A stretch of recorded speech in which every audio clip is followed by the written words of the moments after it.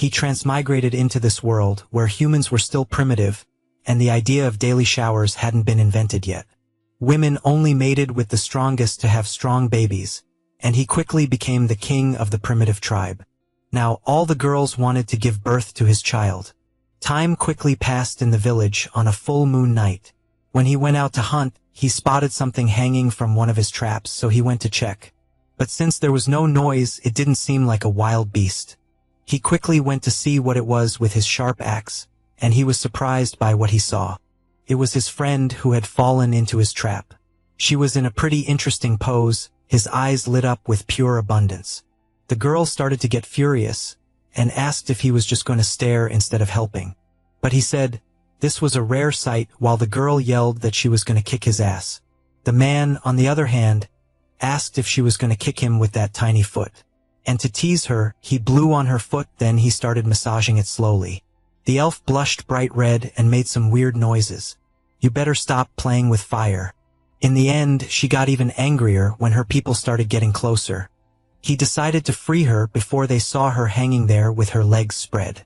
But this king's life wasn't always that easy. Before the women of the tribe wanted to give birth to his child, he was hunted by the men, so let's go back to the beginning to understand this better. The truth is, he woke up in a strange place while grabbing water to wash his face. He wondered how he ended up in a place like that. After all, just yesterday he was in the city shopping like normal. Suddenly, he heard someone saying something. People were walking toward him, talking weird, and he thought they were cosplayers. He quickly asked how to get out of there. But the kid threw a bone at him that grazed right past his ear. He didn't die by a centimeter, and there are still people who say 7 centimeters is small. He quickly started running, while the primitives yelled behind him. In his head, they'd never catch him since he used to be a runner. However, another kind of spear sliced along the side of his belly. Suddenly, the system activates, saying he has to survive. He needs to survive for 12 hours to get 1 attribute point and 1 survival pack. But he was already in the hairy guy's sights. He threw the bone with all his strength. The protagonist ran as fast as he could, but it was too late. He got hit square in the neck and quickly lost consciousness. When he woke up, he was already in their village. But for surviving, he got the rewards. So he put the 1 point he got into strength and opened the survival pack. With that, he learned to speak all languages and got a survival book. He also activated the map and could see and mark where had already been. And he even got a mountain-splitting axe.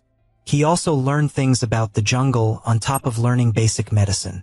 When he looked at the primitives, he could understand the man saying he was the fiercest, while the woman said she wanted to give birth to his child. Child support probably hadn't been invented yet. The protagonist figured this must be a civilization-style game that's still in its early stage. So there's a good chance he'll become a president, or maybe even a god in these lands. He tells the system to put the attribute point into strength and equip the split mountain axe. Once it activates, power surges through him, and Chun easily snaps the rope binding him. But he's quickly noticed by 2 primitive men, Stone Bone and Lang Gu Chue. Stone Bone orders the others not to let Chun escape. Then he and Lang Gu Chue step forward and warn him there's no way out. Full of swagger, Chun shouts back, asking how they dare disrespect their god. Stone Bone stares at him and asks what god he's talking about. Seeing Lang Gu Chue, Chun assumes he's the leader. He declares that heaven sent him to rule them, and since they offended him, punishment is coming. That instantly enrages Stone Bone, who charges straight at Chun. Right then, the system gives Chun a new mission. Intimidate the primitive people and subdue them to become their leader. Fail, and he loses the split mountain axe. Seeing this, Chun goes tense because without the axe, he doesn't think he'd last long in a place like this. Refusing to lose, Chun meets Stone Bone's attack hidden. The impact is so strong it cracks the ground around them. Chun is startled by just how powerful these primitive people are. Still, he knows his own body has been strengthened too. So Chun pushes back with full force, and to his surprise, Stone Bone's weapon gets cut in half. The entire camp is stunned by the display. Then Chun suddenly senses something has gone very wrong. He has a bad feeling, and he's right. Stone Bone yells for everyone to rush Chun at once. Completely dumbfounded, Chun turns and runs, wondering why Stone Bone acted like it was a duel, only for the whole group to gang up on one 24-year-old. When one boy lunges at him, Chun slips aside and fires back in one smooth move. Angry, Chun warns them not to push him too far, claiming he could still take down 5 of them before dying, and ordering them to back off. He knows if all those barbarians swarm him, he'll be dead in seconds. Then, to his surprise, every barbarian suddenly panics and runs away from him. Chun has no idea why. Then his system reveals a side mission. Help the primitive people by driving off a ferocious saber-tooth. It has already been accepted automatically. At first, Chun just stares at the mission in confusion. But that disappears the moment he realizes a saber-toothed tiger is standing right behind him. The instant Chun sees it, he runs for his life. The tiger pursues him relentlessly, swiping at him as he flees. Panicked, Chun wonders why everything here seems determined to eat him. He also can't understand why the system would assign a mission like this. He knows one bite from that tiger could take away half his body, and then he suddenly feels its claw rake into him, leaving him badly hurt. Chun realizes a direct fight makes no sense, so he forces himself to calm down and think. Then he spots smoke from the fire and remembers that saber-toothed tigers, like most beasts, fear flames. Chun decides to use that to his advantage. He starts planning a way out, even shouting a challenge at the tiger to face him head-on. When it attacks, Chun tries to slide down and evade it. But to his horror, the beast uses his body like a springboard and leaps off him. Shaken, Chun takes off again, deciding movies have lied to him. Out of options, he dashes toward the bonfire, using plants and nearby cover to make it there alive. By dodging and hiding, Chun finally gets close to the fire.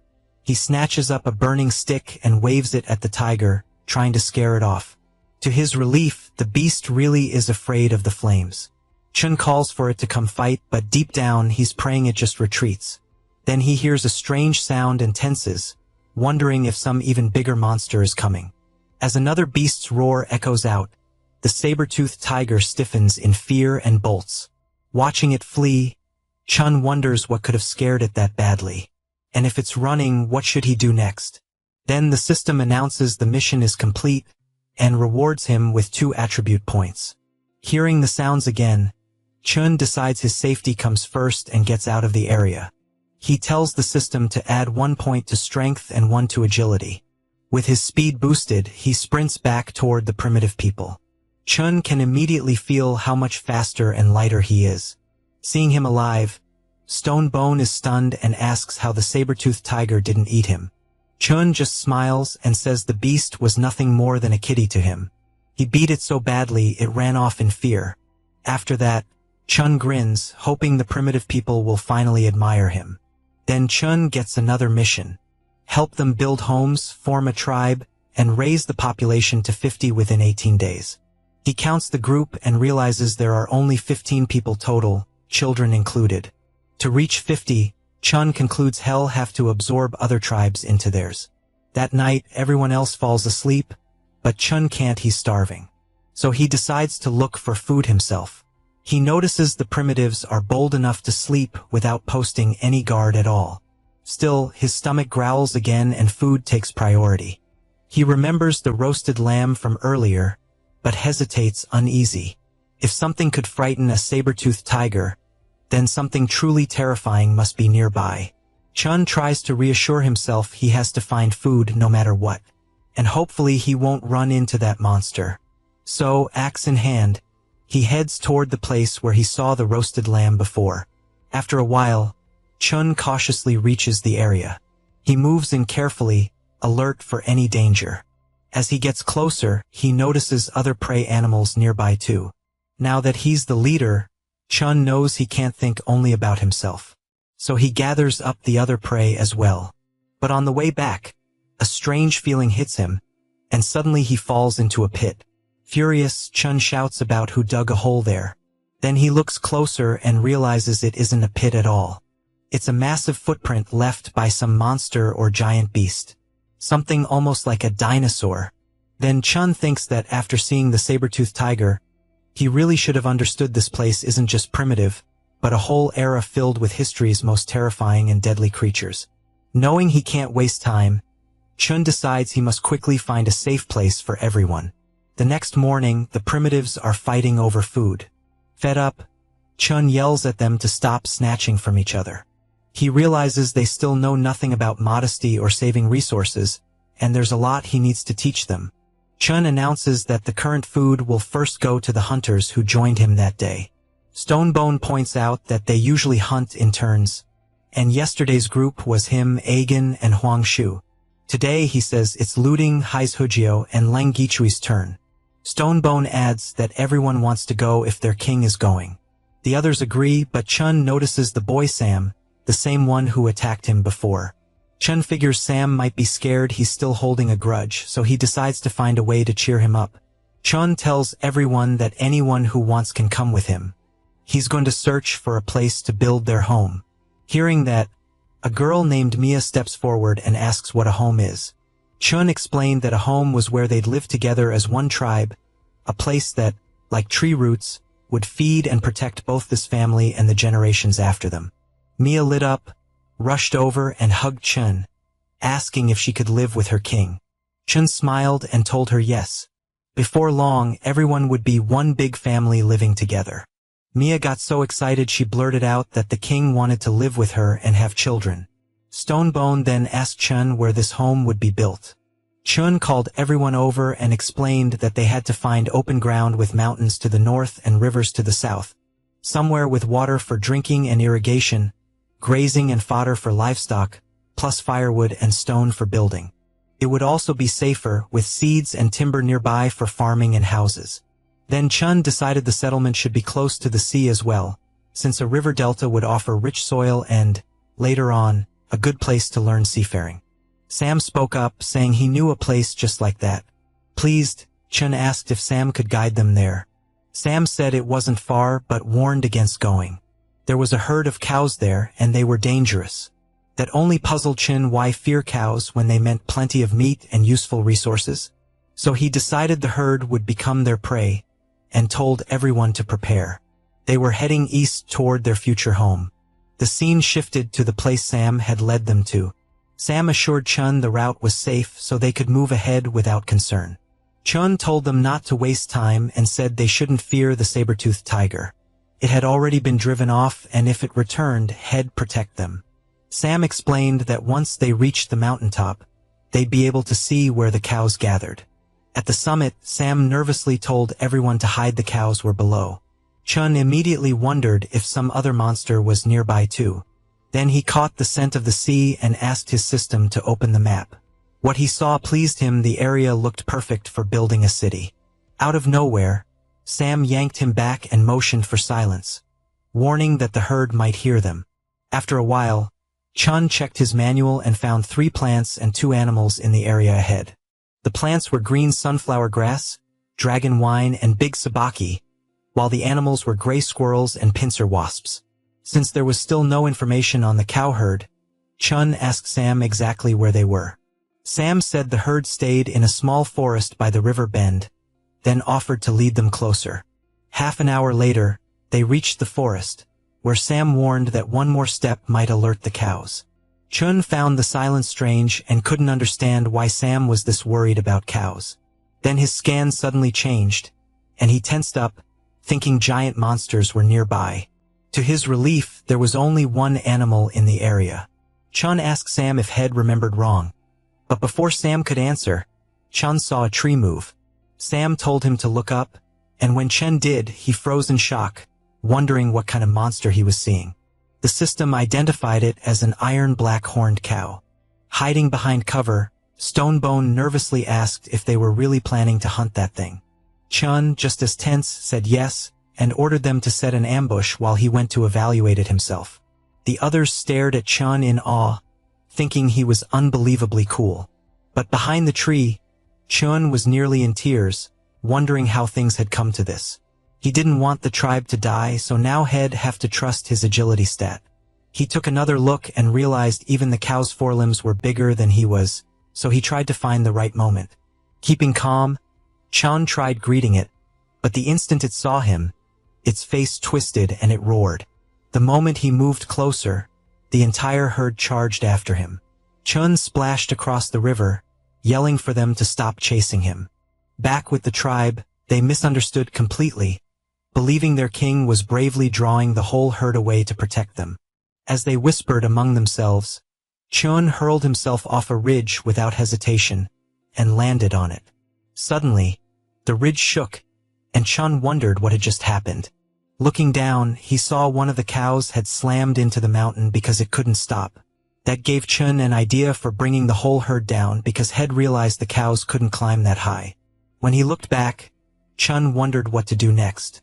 He couldn't climb down with those enraged cows waiting below, so he had no choice but to keep going up. Chun climbed higher, and when he reached the top, the view left him stunned. It was exactly what He'd been searching for. Right then, he decided he would build an empire on that ideal land. Thrilled, he felt like his journey had truly begun. On the other side, Sam noticed the herd retreating, and wondered why and where their king had gone.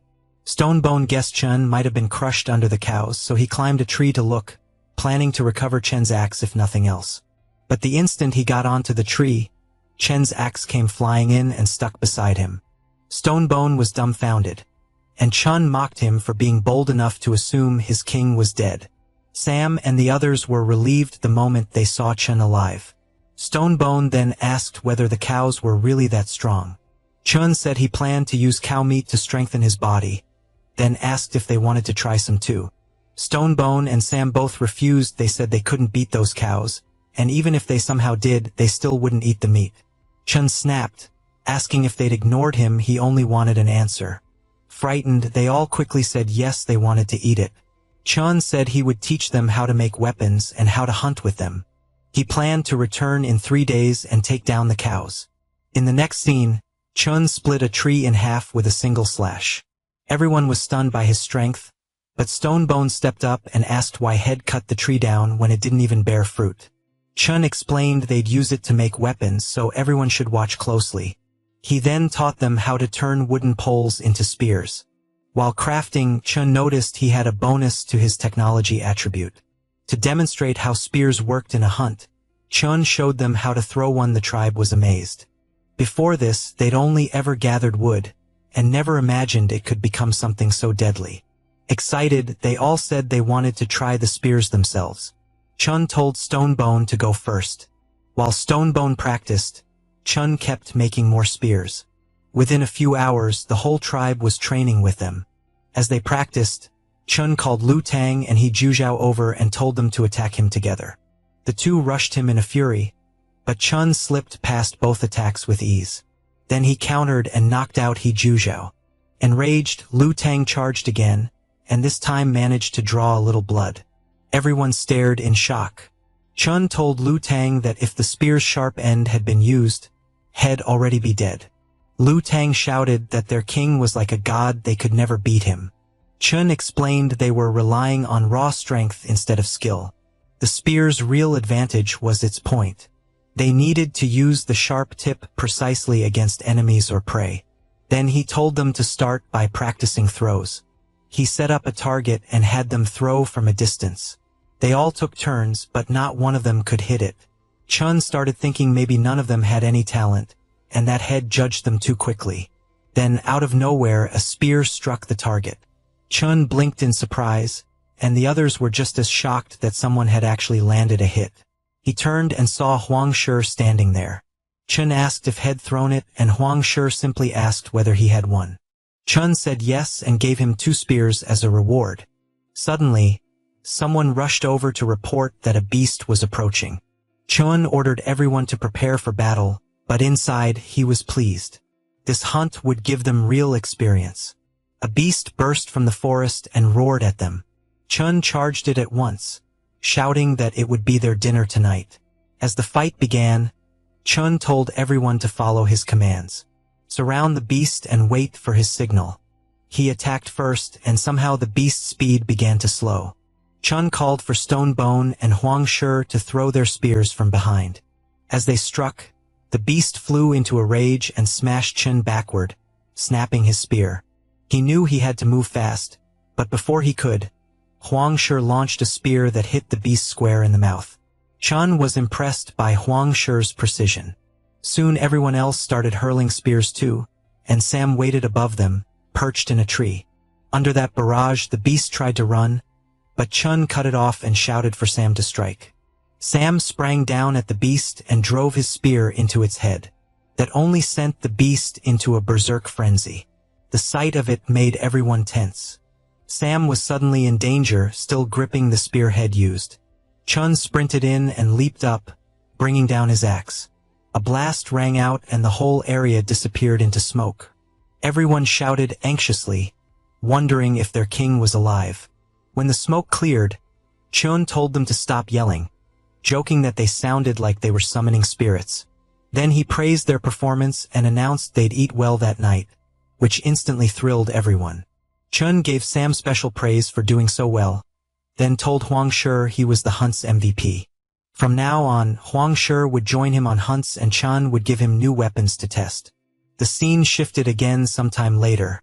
Stonebone bragged to the other tribe's people about how Head helped Chun bring down the beast.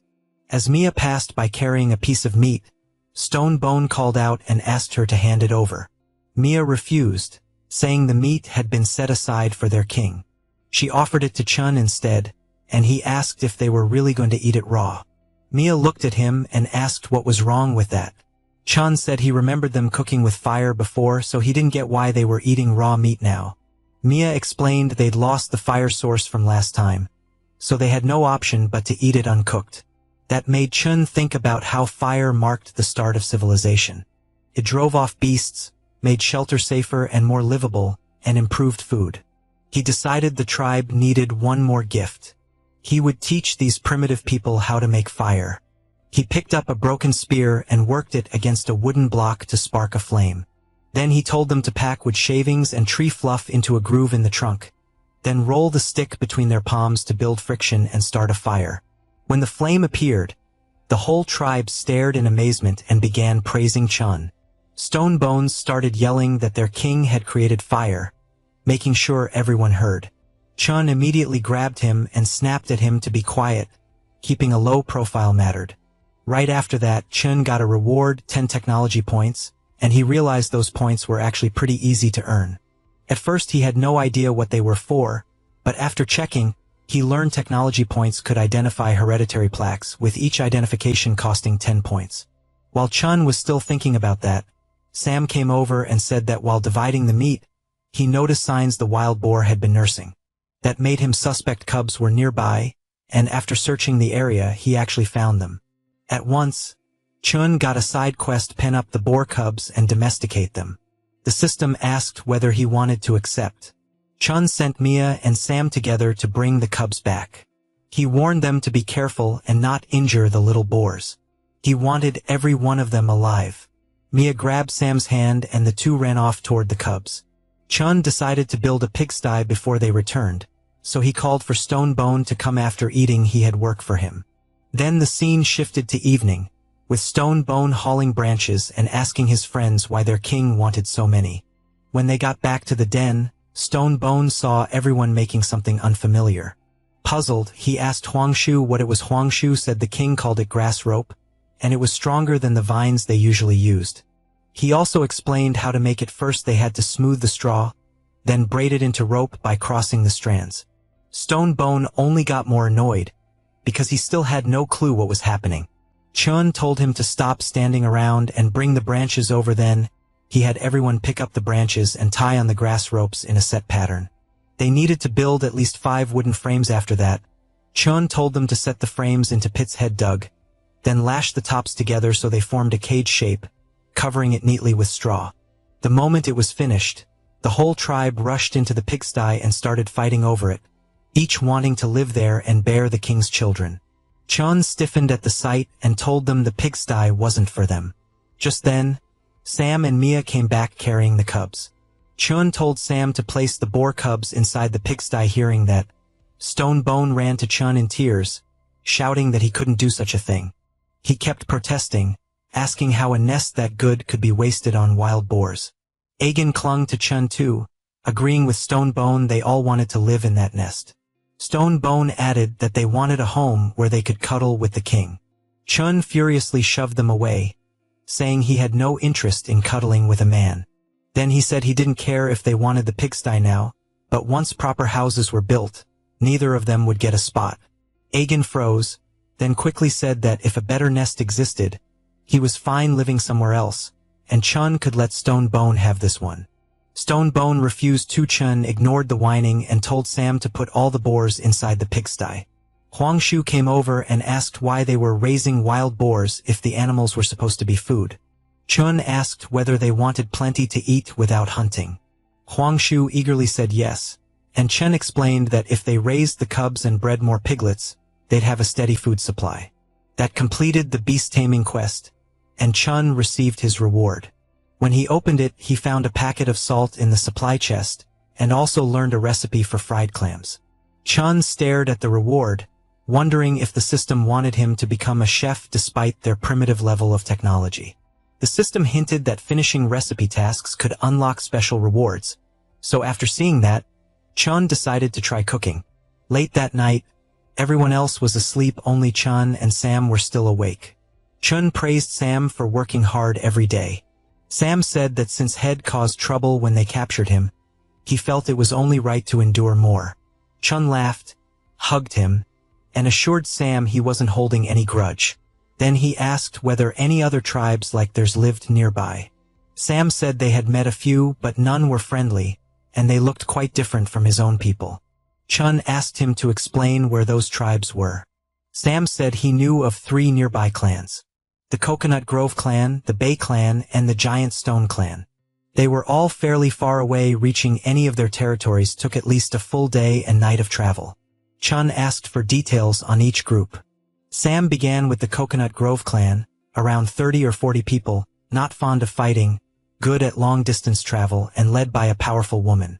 Next was the Bay clan, also 30 or 40 strong but much more intimidating. According to Sam, they were always fighting among themselves. Finally, he described the Giant Stone clan, the strongest of the 3, and the most numerous. They usually lived on a mountain to the southwest, and only came down sometimes. Sam added that Head heard the Giant Stone clan's leader had divine power, and could kill a tiger barehanded. After hearing all that, Chun figured that if Sam's information was right, the Coconut Grove clan would be the best first group to absorb. The others sounded too troublesome and volatile, so Head needed a peaceful way to bring them in. Then, sensing someone behind him, Chun turned and found Mia hugging him from the back.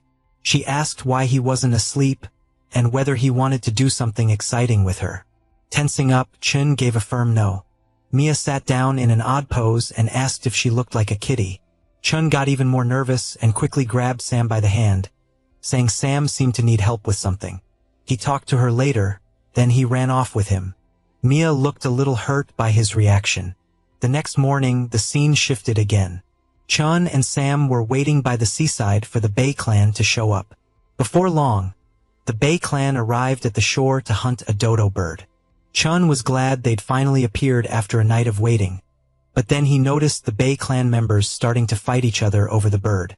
He wondered if his tribe could absorb the Bay clan, not just to grow in numbers but to secure resources like dodo birds. Sam pointed out that their tribe had less than half the Bay clan's numbers, so they couldn't win a direct fight. Chun figured stronger weapons might change that, but first they had to deal with the herd of cows. After that, those new resources could help them craft even better weapons and gear. With that, they headed back to the den, and everyone brightened as soon as Chun returned. Stonebone said they'd thought their king had abandoned them. Chun apologized for worrying everyone and told them they still had plenty to do. He ordered Stonebone to keep practicing spear throwing and put Huangshu in charge of training the others, giving him 1 day to make them as skilled as possible. Then Mia came over holding a leaf, saying it was very comfortable to use after going to the bathroom. Chun replied that he actually needed help sharpening wooden spears, so Mia should gather the women and collect rocks. Sometime later, Mia returned with the other women, each carrying stones. She asked if these rocks would work. Chun said yes, then explained that they needed to grind the stones on a whetstone until they formed a sharp edge or point. After that, tie the sharpened stone to a wooden shaft with rope, and just like that, they'd made a stone-tipped weapon. The women were impressed, but Chun got annoyed when the reward for it turned out to be only 1 point. He then told them to keep following his instructions and show him what they made. Mia quickly called Chun over, saying she had already finished one. When he looked, he saw Shed made a double-edged axe and he praised her. Delighted, Mia smiled, and at that moment, Chun unlocked a hidden feature called Talent Discovery. When he checked Mia, the system showed that she had talent in toolmaking. Mia noticed him staring, and shyly asked why he was looking at her like that. Chun ignored the question and told the women to make as many spears and axes as possible. Little by little, they produced 30 spears and axes in total, and Chun praised Mia for making over half of them. Then he noticed her hands were scraped and scratched from grinding stone. When Chun showed concern, Mia blushed at once. The other girls crowded in and asked if he cared about them too. Chun said it wasn't what they thought, but they had already gotten very close to him. He hurriedly fled, announcing that was enough work for today and everyone could rest. Then he headed toward the men's training area to check on their practice. A wooden log suddenly flew at Chun. He dodged it just in time and realized it was part of the tribe's training. Huangshu had clearly been teaching them well. Chun asked how they were doing, and Huangshu said everyone had improved a lot. They could now hit targets with ease. Chen's talent discovery showed Huangshu was a throwing master. Huangshu added that looting was very strong but mistimed his throws and only brought out his full power besides Stone Bone. He also noted that Lang Guchui was the first to fully master the technique. What shocked him most was Huangshu and Stone Bone's teamwork. Alone they were average, but together they alternated 4 spears at a time and scored the best results. Chun was pleased at this rate. Dealing with the herd of black bulls should be easy. Stone Bone asked if he was certain. Chun said yes, but to be safe they'd bring their secret weapon too. Huangshu blinked in surprise and asked what secret weapon he meant. Chun pulled out several black leaves, told everyone to look carefully, and ordered them to gather as many as possible. He warned them not to touch the leaves with open cuts. The plant carried a natural paralytic. That night, Chun began pounding a stone into shape. Mia arrived with all the spears and asked why Head carved a shallow hollow into the rock. Chun said it was a mortar and Shed soon see why. He told her to gather the women and use the stone club to crush the leaves inside, then smear the paste onto the wooden spear tips. Looting came over, saying the men also wanted to help with the club. Chun told them to rest instead. Head need their strength for the hunt in the morning. Sometime later, Chun sat eating grilled meat and sprinkling salt over it. Mia suddenly tossed a spear toward him, letting him know the coating was finished. Chun got up, told the women to stay behind and guard the camp and children, then ordered everyone else to follow him to the mountain. The tribe lit up with excitement and grabbed their weapons. They were ready to show those beasts what they could do. After a while, they reached the mountaintop. Aegon asked if it was really okay for their king to act as bait alone. He was clearly worried about the danger. Stonebone answered that their king was incredibly strong, so he should be fine. Sam cut in and told everyone to get ready. Something was moving near the river. Stonebone told Mia and the other women to pass out spears on time, especially to Sam, once they were in position on the mountain. Their king was risking everything, and losing him wasn't an option. So race what had happened. 10 minutes earlier, Chun had been wandering near the Black Bulls, thinking that fleeing to Stone Mountain, like last time, was still the best route. But to stay cautious, he decided to lure a smaller one first. He walked up to a smaller bull and hurled a stone at it. Then he loudly declared himself the gang's leader and dared it to come fight him. The black bull instantly flew into a rage, and out of nowhere 3 bulls charged after Chun. As he ran, Chun shouted for Stonebone to target the first black bull. Stonebone immediately ordered everyone to prepare. Then the spears flew all at once. It worked. The black bulls were hit and wounded. Using that opening, Sam threw spears straight at their necks. The bulls crashed against the mountain and Chun leaped for a ledge to climb higher, but his hand slipped. At the last second, Stonebone caught him and pulled him to safety. Chun ordered everyone to keep attacking while the bulls were weakened, so the assault continued. Stonebone stepped up and started directing the strikes. Watching him, Chun noticed real leadership talent and understood why Stonebone was so good at commanding others. He realized Stonebone was worth grooming into a true leader. Stonebone soon returned and reported that the bulls seemed to be calming down. Chun was pleased the tranquilizer was working faster than expected. Then, Sam shouted that the rest of the herd was charging toward them, too.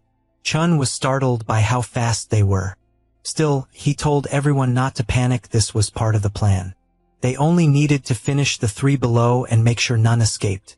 The black bulls tried backing away, but they were moving slowly.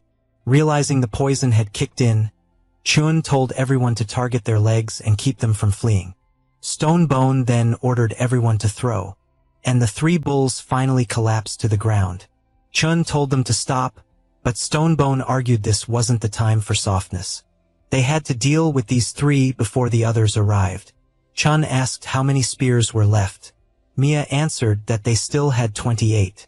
Then Chun told Sam to count the incoming herd, and Sam estimated around 20 bulls. Chun said that was exactly why Head called a halt. They didn't have many spears to waste. Huangshu asked if that meant abandoning all the effort they'd spent on the 3 black bulls. Chun said no, this was still part of the plan. Head never intended for a small squad to fight the whole herd head-on. From the start, the true goal was the leader. Once that boss went down, the rest would scatter. To draw it out, they needed bait. That's why those black bulls had to stay alive and couldn't be allowed to escape. Chun added that Head originally planned to use just 1 bull, but the extra 2 had cost them far more spears than expected. Suddenly, Sam yelled that he could see the black bull's leader, and it looked like a giant monster. The boss roared, and the whole herd began charging toward the mountain to ram it. At first, Chun and the others wondered, had the bulls gone insane? But Chun quickly realized the boss had no intention of fighting yet. Then they felt it, the mountain itself was starting to collapse. Chun yelled for everyone to run back and find cover. But Mia couldn't get away in time and fell as the mountainside broke apart. Without hesitation, Chun jumped down after her and called for Aegon to follow. Heiju Jiao and Lung Guchue came down too to help. Now there was no choice but to fight.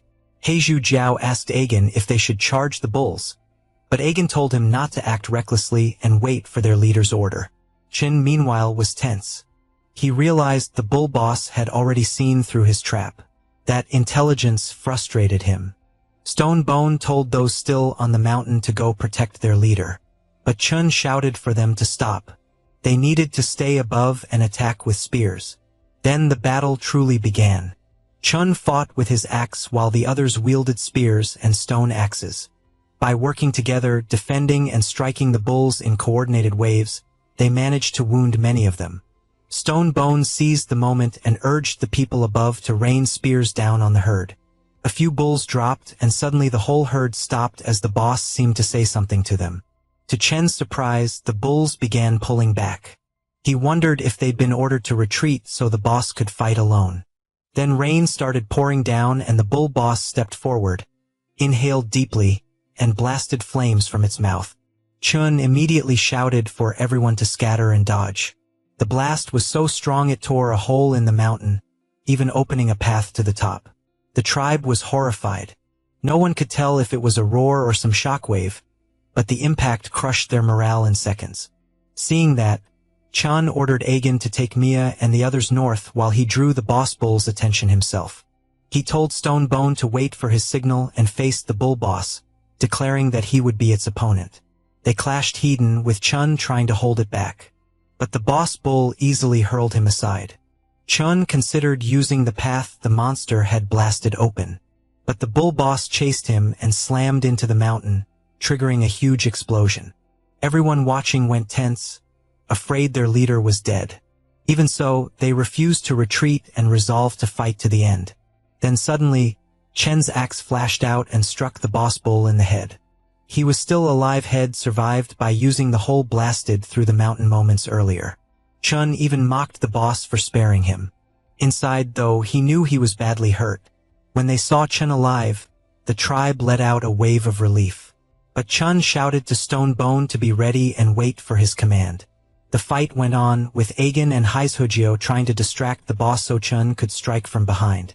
Aegon bravely leaped in, only to be caught and wounded by the beast's horn.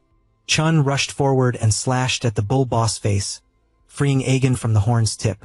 The boss unleashed another burst of flame, but everyone dodged, and Chun answered with a clean hit. The strike opened a wound in the monster's body.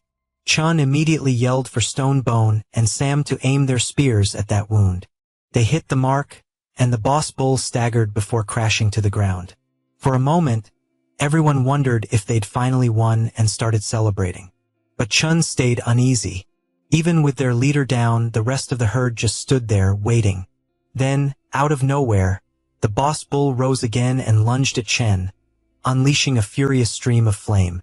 Stone Bone and Huangshe were stunned by the sight, and Chun tensed too, realizing Head let his guard down for a fatal moment. Now, the bull boss tore the spear from its own body and hurled it straight at Chun. Wounded and too slow to move, Chun thought this might be the end. Then, to his shock, Mia stepped between them and took the spear herself. Chun froze in disbelief, a flood of memories with Mia flashing through his mind. A burst of pure rage suddenly flooded through Chun. Even as the system warned his body was overloading, Chun ignored it and lunged straight at the bull. He brought his blade down with everything he had, cleaving the bull boss from head to tail. This time, the monster was truly split in two by Chen's full-powered strike.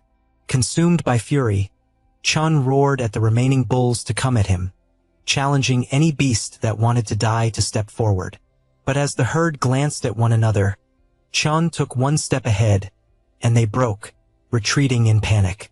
Once they fled, Chun finally relaxed, but his system immediately warned that his life was in danger. A moment later, he coughed up blood and started to black out, sinking slowly.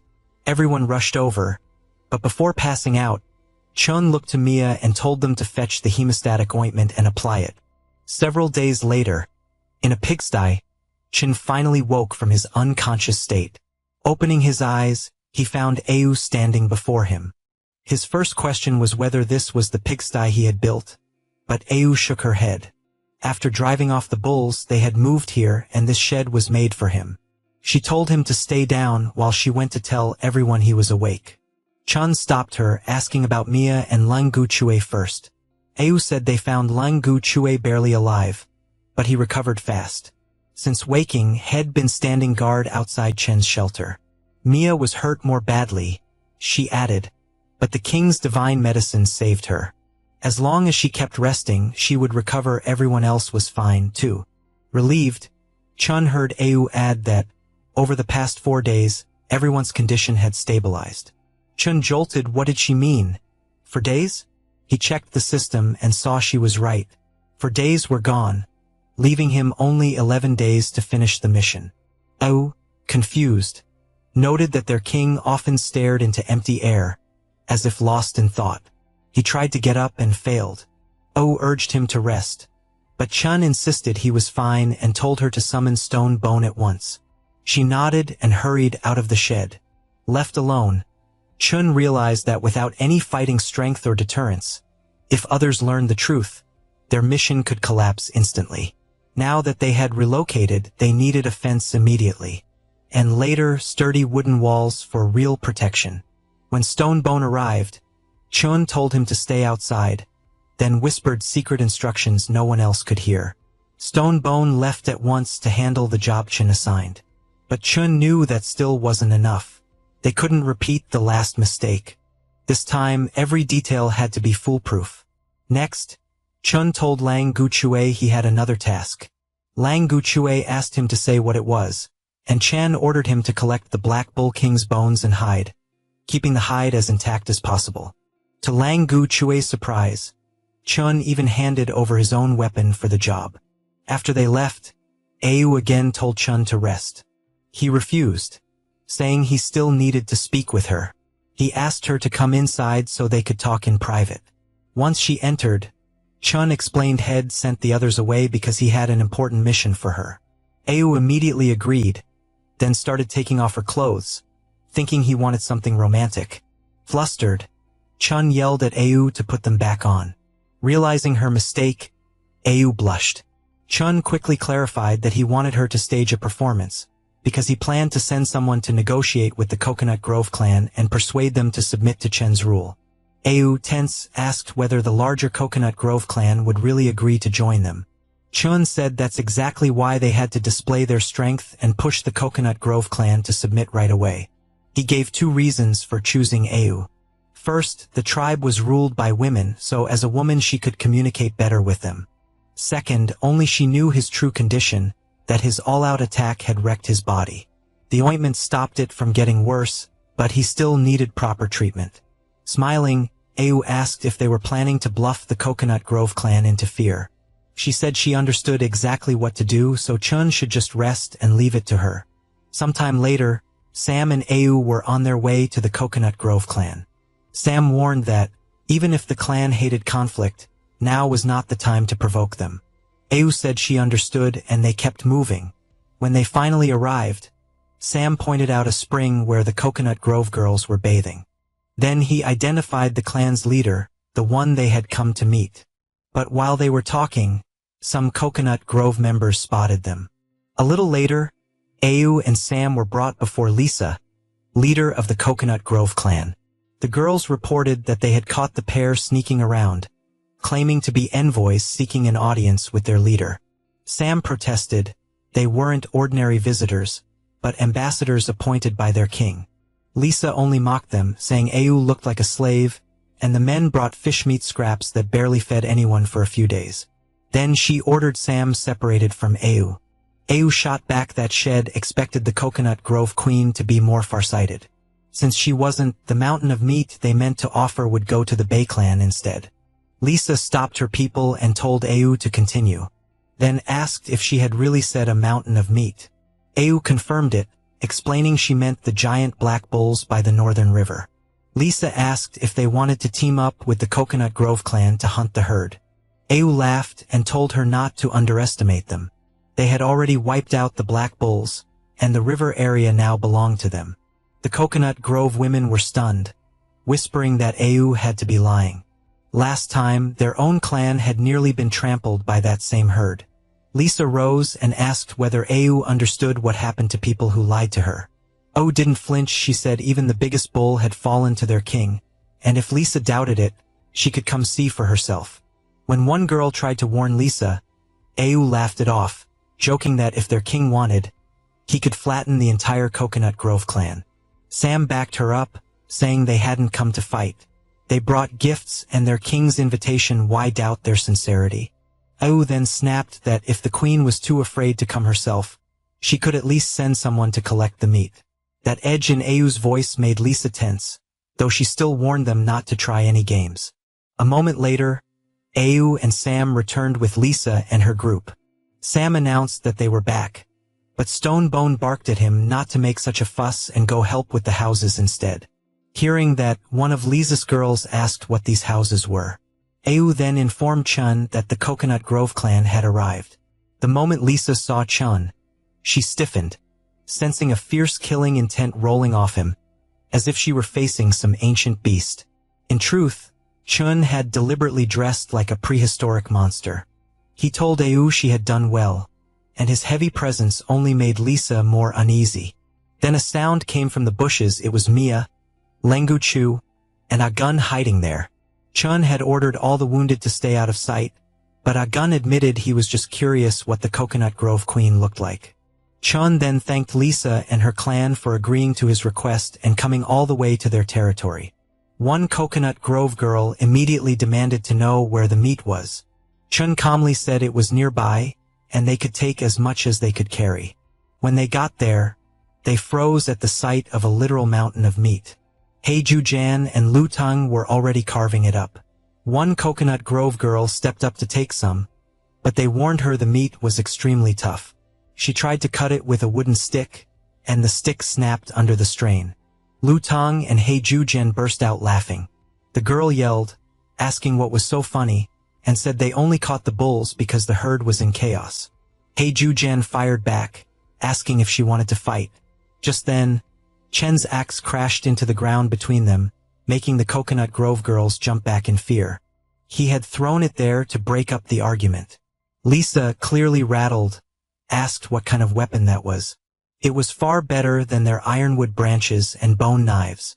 Chun told her to use his pangu axe to cut meat for the Coconut Grove clan. Hei Jujan complained that the girls were the ones who started it, but Chun sharply ordered him to do as told. Grumbling, Hei Jujan obeyed and muttered that the girls were lucky.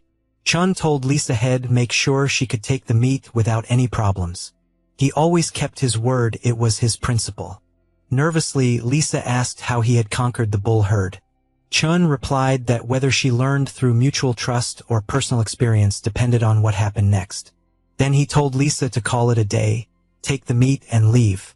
Lisa replied that he seemed very. Lisa called him cold-hearted. Chun, meanwhile, tensed up.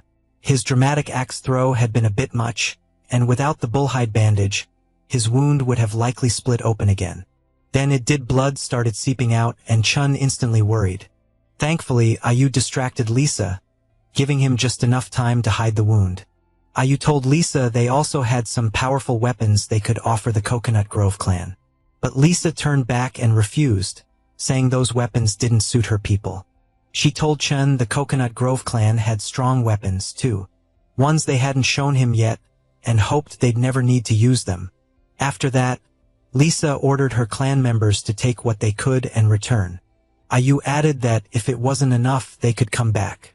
But sooner was better, since other clans still needed their share. On the way back, Lisa asked how the investigation was going. A few more girls appeared to report Lisa had secretly stationed them nearby to watch everything from hiding. One of them, Maya, said they saw the men building something called a house. And from inside it they sometimes heard boar growls, so there might be boars kept there. Lisa was stunned, wondering if Chun had really made such a fine shelter for boars. Maya added that even more shocking, Chen's clan seemed to have mastered the fire god's power. Lisa flatly said that was impossible. Maya explained they had seen fire appear from nothing, and used it to roast meat. She hesitated before saying more, but Lisa pressed her to speak plainly. Maya then said Chen's clan had only a little over 10 people altogether, including a few children and old men. Still, she suspected they were deliberately hiding their true numbers. Lisa demanded to know why they hadn't searched more carefully. Maya said the nearby trees had been cut down, so getting closer would have exposed them. They had no choice but to watch from the woods at a distance. Lisa simply replied, "Okay," then suddenly lashed them with her whip. She warned that if they made excuses again, next time the punishment would be far worse than a whipping. Maya bowed and thanked Lisa for showing mercy. Back at Chen's camp, he finally relaxed a little as Ayu came over to ask about his condition. Chun admitted the bull herd had taken a heavy toll on him. He also noticed Ayu had a real gift for talking. Then she asked, half teasing, whether compared to the Coconut Grove Queen, he preferred her. Flustered, Chun quickly told her not to get the wrong idea. He asked Ayu to call in the men hiding outside so they could help him continue recovering, and said Lung Guchue would guard the entrance until he was fully healed. Ayu agreed, then added that he looked really cool. That made Chun awkwardly blush. Just then Sam arrived, saying Chun really was amazing. The Coconut Grove clan had placed watchers around their camp, exactly as Head predicted.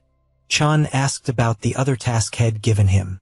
Sam said it was finished. The Coconut Grove clan only saw what Chun wanted them to see, and missed everything they weren't meant to notice. Chun praised his effort, and Sam lit up, saying it was nothing. He was heading off to help Stone Bone and the others build the house. After Sam left, Ayu asked whether Chun truly thought the Coconut Grove clan would join them willingly. Chun said it was too soon to tell, the plan was only half complete. Next time the Coconut Grove clan came, they could begin the second half. Chun then went back to his shed to rest and checked his supplies, seeing he had only 11 days left, nowhere near enough time to fully heal. He asked the system to open the warehouse and found only a packet of salt and a single tube of hemostatic ointment left. The system also showed his axe had upgraded into the axe of Pengu. Startled, Chun wondered when that had happened. He grew even more uneasy when he realized he must have missed it after handing the axe to Lung Guchue that morning. Then he checked his spears, and the activation condition on the screen read, blood sacrifice. Chun guessed it had triggered when he was wounded during the fight. From the description, using creating the world needed precise timing, neither too soon nor too late. He briefly wondered whether other weapons also had hidden properties like his axe, but gave up on the idea. Each weapon probably had different conditions, better to leave it to fate. Next he reviewed the rest of his items and saw the hemostatic ointment was only enough for one more use, so he decided to save it for a truly critical moment. Otherwise, he'd have to depend on the axe to hunt whatever creatures were nearby. He figured the meat taken by the Coconut Grove clan would last 2 days, and with time running short, he had to rely on Sam for now. So he asked Lung Gu Chue to summon Sam. There was more work to do. After a while, Sam arrived and asked what was wrong. Chun asked if he remembered the black bulls they had driven off, then ordered him to find them within 2 days and report back. Sam took off at once, shouting that he'd return as soon as he found the black bulls. Watching him go, Chun thought everyone was working hard, so he decided to prepare gifts for the clan. While Sam searched for the remaining black bulls, Chun worked on those gifts. After 2 days, he checked the screen and saw only 9 days remained for the mission. He'd also earned technical points for making a stone spearhead, a bone whistle, and a bullhorn water flask. He planned to give the whistle to Stone Bone so he could command more easily in battle or during hunts. The stone spearheads would make wooden spears deadlier, improving their odds if the Coconut Grove clan turned hostile. And finally, the bullhorn water flask was for Sam. Then Au arrived with good news: the houses were finished. Chun said they should go see the house. When he arrived, Stone Bone proudly showed off what they had built. Then Stone Bone shouted, asking if it wasn't cool. Chun didn't actually like it much, but for now he answered yes. Everyone cheered finally. They no longer had to live in cages or keep searching for branches. While the others celebrated, Chun still felt a little frustrated. Even so, Stone Bone fitted the straw door into place, finishing the structure. The moment it was set, Chun gained 10 technical points for building the house. Looking around carefully, he realized the tribe had changed enormously since his arrival. At first, they'd been almost like wild beasts surviving on raw instinct, fur, and drink. Now their behavior had improved, and their intelligence was becoming much clearer. Chun wondered if all of it came from the system, as if it were speeding up evolution itself. He told them to notify him as soon as Sam returned, then went back to his shed. Before long, Sam came running in, shouting that he'd found them. Chun praised him, then announced that they could finally begin the second half of the plan. He told everyone to follow him, then pulled Stone Bone aside, saying he needed a word. A few minutes later, Chun finished explaining the plan and asked whether anyone had questions. Stone Bone nervously asked if it would really work and worried about the risk. Sam told him not to stress, he'd handle it. And when the moment came, Stone Bone just needed to lead the others. Chun then gave Stone Bone the whistle, saying it would make commanding the group much easier. He also told Sam he'd prepared a gift for him and would hand it over after the mission. Sam was thrilled. Finally, Chun smiled and reminded them that once they saw his signal, they had to act immediately. Huangshu, Sam, Stone Bone, and Looting all went off to carry out Chen's orders. Chun could only think how badly they were stretched for manpower, leaving him no choice but to assign work even to the injured. So he told Au to have Mia and Lung Guchue build a bigger bonfire in front of the wooden house, but not light it yet. Au asked if it was for the guests who were about to arrive. Chun said yes, while wondering whether the bait they'd set 2 days earlier would actually work. Sometime later, a girl was working when she suddenly spotted a large group from the Coconut Grove clan heading toward their camp. She immediately ran over and told Chun the Coconut Grove clan had arrived. Inside the house, Au had been tending to him, and Chun was enjoying being looked after like that. He even thought that once he subdued the Coconut Grove clan, he'd have both Lisa and Au caring for him.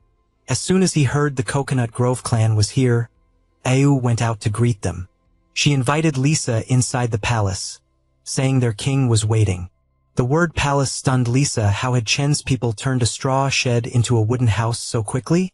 She kept staring, wondering how Chen's clan had changed so fast. Then Lisa smiled and asked whether her king was too afraid to come out and meet them. She added they didn't want to trouble Chen's clan again, but this time they would take more meat as compensation. She also said her subordinates wanted to meet their new neighbors, so she had brought them along, hoping they wouldn't frighten Chen's people. Au laughed and said their king had already ordered 40 portions of meat prepared in advance, so Lisa was free to take them. Though from the looks of it, she hadn't brought 40 people. Lisa then asked why Au didn't join the Coconut Grove clan if she cared so much, even offering her a place by her side. Au thanked her, but said she had long since been won over by her king's strength. She politely refused, then led them to where the meat was stored and said that if they couldn't carry it all, they were welcome to eat as much as they liked on the spot.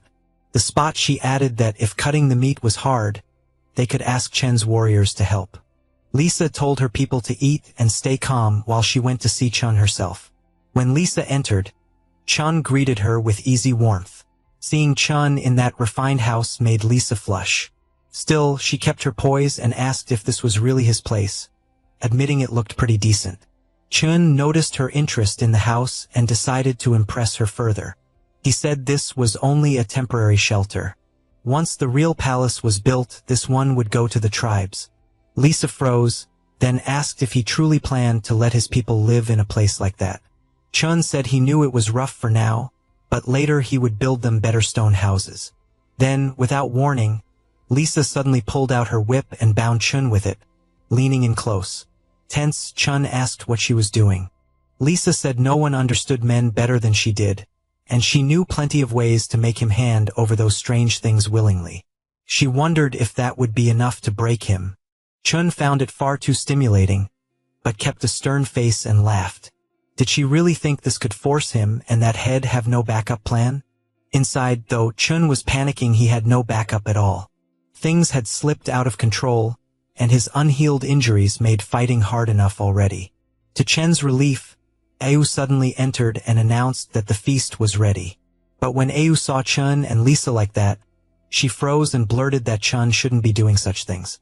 Lisa withdrew the whip, and Chun said they'd talked enough. It was time to go out and barbecue. He asked Au whether the fire had been lit. Meanwhile, Lisa wondered if Chen's calm under her pressure meant he truly had a hidden plan, or simply didn't fear death. Compared with her own people, his composure felt very different. Outside, the Coconut Grove girls cheerfully called Lisa over, saying the grilled meat smelled amazing. Chun also handed Au some salt to pass around to the Coconut Grove clan. Au gave it out, telling everyone to sprinkle a little on the meat to improve the taste. Lisa sharply demanded to know what Au was putting on the food. Au shot back that if Lisa was scared, she didn't have to eat. But once Lisa saw her clan members praising the flavor, she understood. Chun was pleased, too, hoping they'd keep eating and buy Sam and Stone Bone more time to finish their job. The scene shifted to Stone Bone and the others, waiting near the black bulls. Lu Tung asked why they were hunting bulls again when they already had enough meat. Stone Bone said they weren't here to hunt. He told Lu Tung to stop asking and follow orders. Then Huang Shu's signal came, and they all hurled their spears at the black bulls. The whole herd bolted. Stone Bone shouted to Sam that the bulls were charging his way. Sam told them not to worry and leapt from the tree, driving his spear into a bull's neck. After landing the hit, Sam yelled that had done it. The bull was his now wounded. The bull began thrashing and running wildly. Sam forced himself to stay brave. He knew he could handle it. From afar, Huang Shu saw the herd turning east. Stone Bone signaled Sam, and Sam realized the direction was wrong. He steered the bull to the right, sending it rushing west instead. The scene cut back to Chen's den, where the Coconut Grove girls were eating happily and at ease. Chun waited for the signal when suddenly a defender from the Coconut Grove clan came sprinting toward the den. Lisa saw her and demanded to know why she looked so panicked. Through tears, the girl said a group of crazed black bulls had stormed their camp, wrecking everything, and their defenders couldn't stop them. Lisa shot to her feet and ordered everyone back to the base, swearing she'd make those mad bulls pay. But inside, she was shaken. Her clan had always stayed away from the black bulls. So what had suddenly caused this? Back at the Coconut Grove camp, the girls couldn't drive the bulls off. They fired slingshots, but the shots barely fazed the beasts, so they rushed into close combat to save the sisters trapped below. But the moment one girl jumped down, a bull attacked and nearly hit her again. Just then, Lisa arrived and snared the bull's leg with her whip. Seeing her, the others brightened. Lisa shouted at the crazed beasts. Furious, they dared hurt her people. She dropped one bull, but that still wasn't enough. It got back up and charged straight at Lisa, hurling her through the air and knocking the whip from her hand. Chun appeared just in time and caught her. He asked if she was all right. Lisa, frustrated but steady, said she was fine.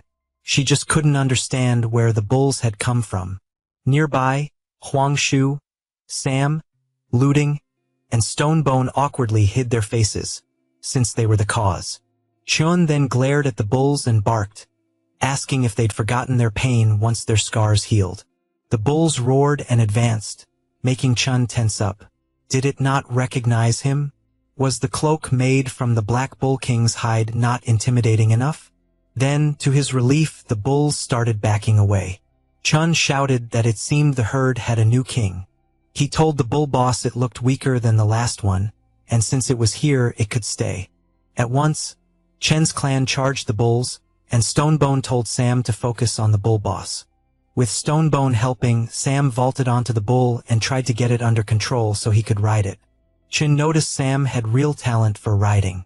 As his people worked to subdue the herd, Chun told Lisa to leave, but she refused, arguing that the herd still hadn't scattered.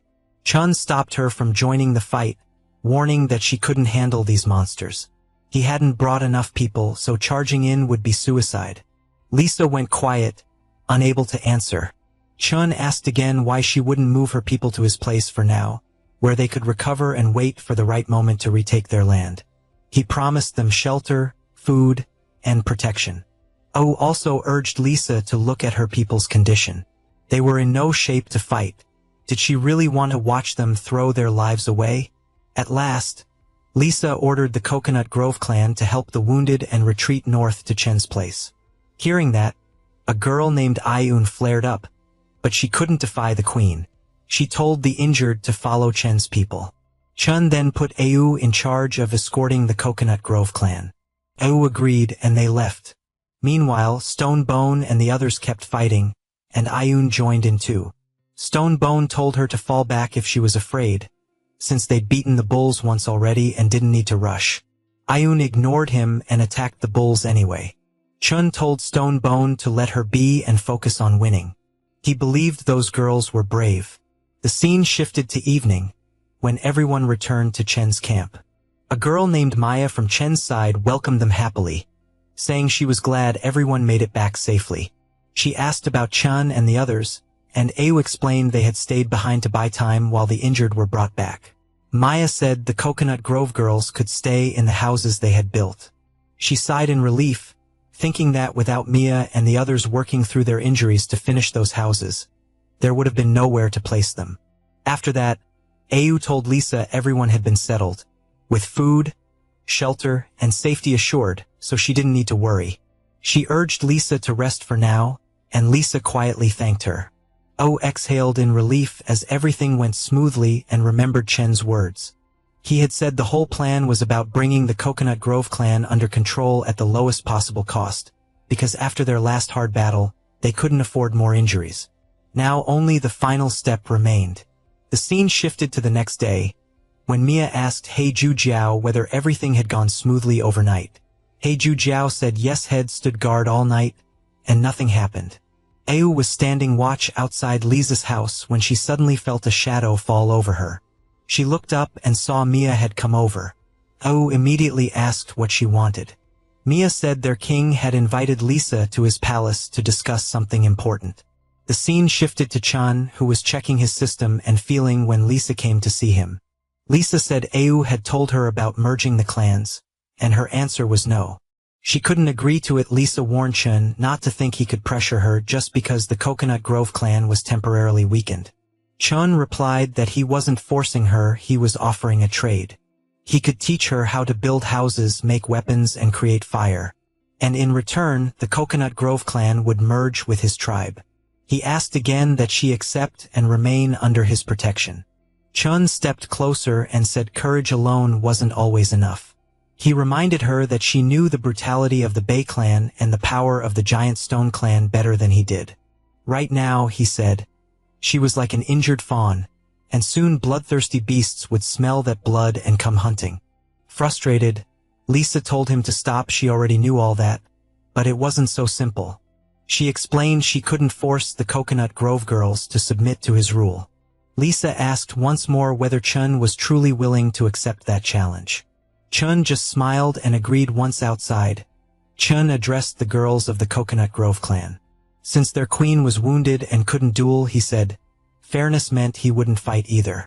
Instead, Chun declared that Stonebone would battle in his place. Stonebone laughed and asked who dared face him. Ayun stepped forward at once and accepted.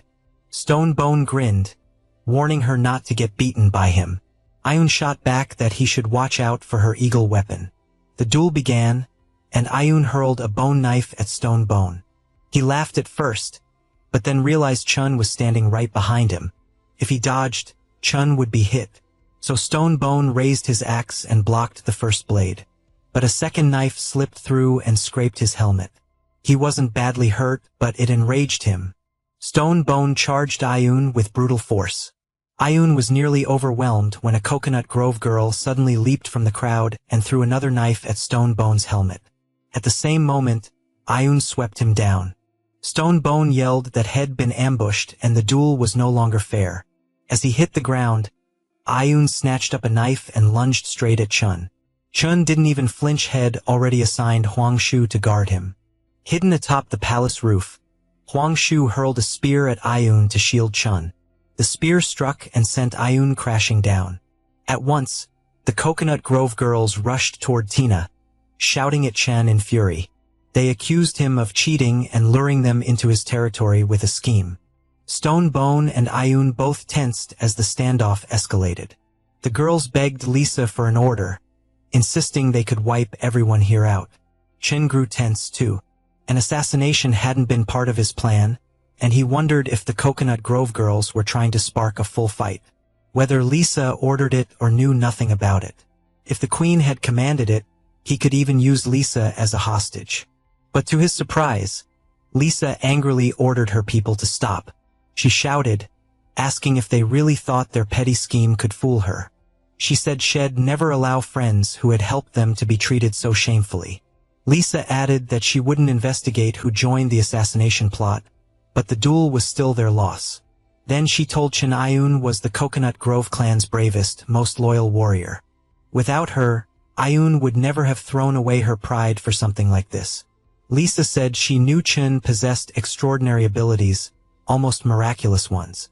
So she asked whether he could be generous enough to spare Tina's life. The Coconut Grove clan would be grateful forever. Chun looked stern, but inwardly he was relieved.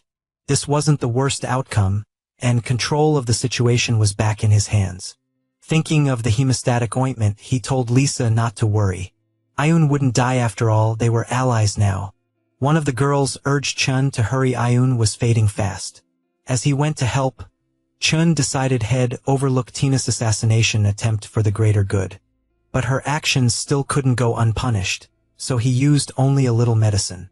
Enough to keep Ayun alive, not restore her fully, and save the rest of the ointment for his own wounds. After treating her, he told the others to carry Ayun back home and said she'd recover in a few days. Seeing that, the girls of the Coconut Grove clan began praising Chun, convinced they'd witnessed a miracle. Chun embraced Lisa and asked if her people could merge with his tribe now. Flushed with happiness, she gladly said yes. Smiling, Chun told Lisa she could keep leading her people, as long as they followed his orders. Lisa then said she had one last request: Chun needed to become her partner, and they should hold a ceremony to make it official. Hearing that, Chun flushed with delight. To him, it felt like a gift dropped into his lap. He pictured a wedding, ring exchange, a bridal chamber, a daughter, raising her together, watching her marry, growing old side by side, and finally entering the afterlife together. Seeing Chun pulling strange expressions, Lisa nervously asked what was wrong. Did he not want the partner ceremony?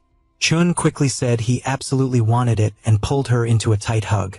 Then he told Lisa to rest and heal well, since he also needed time to prepare for the ceremony.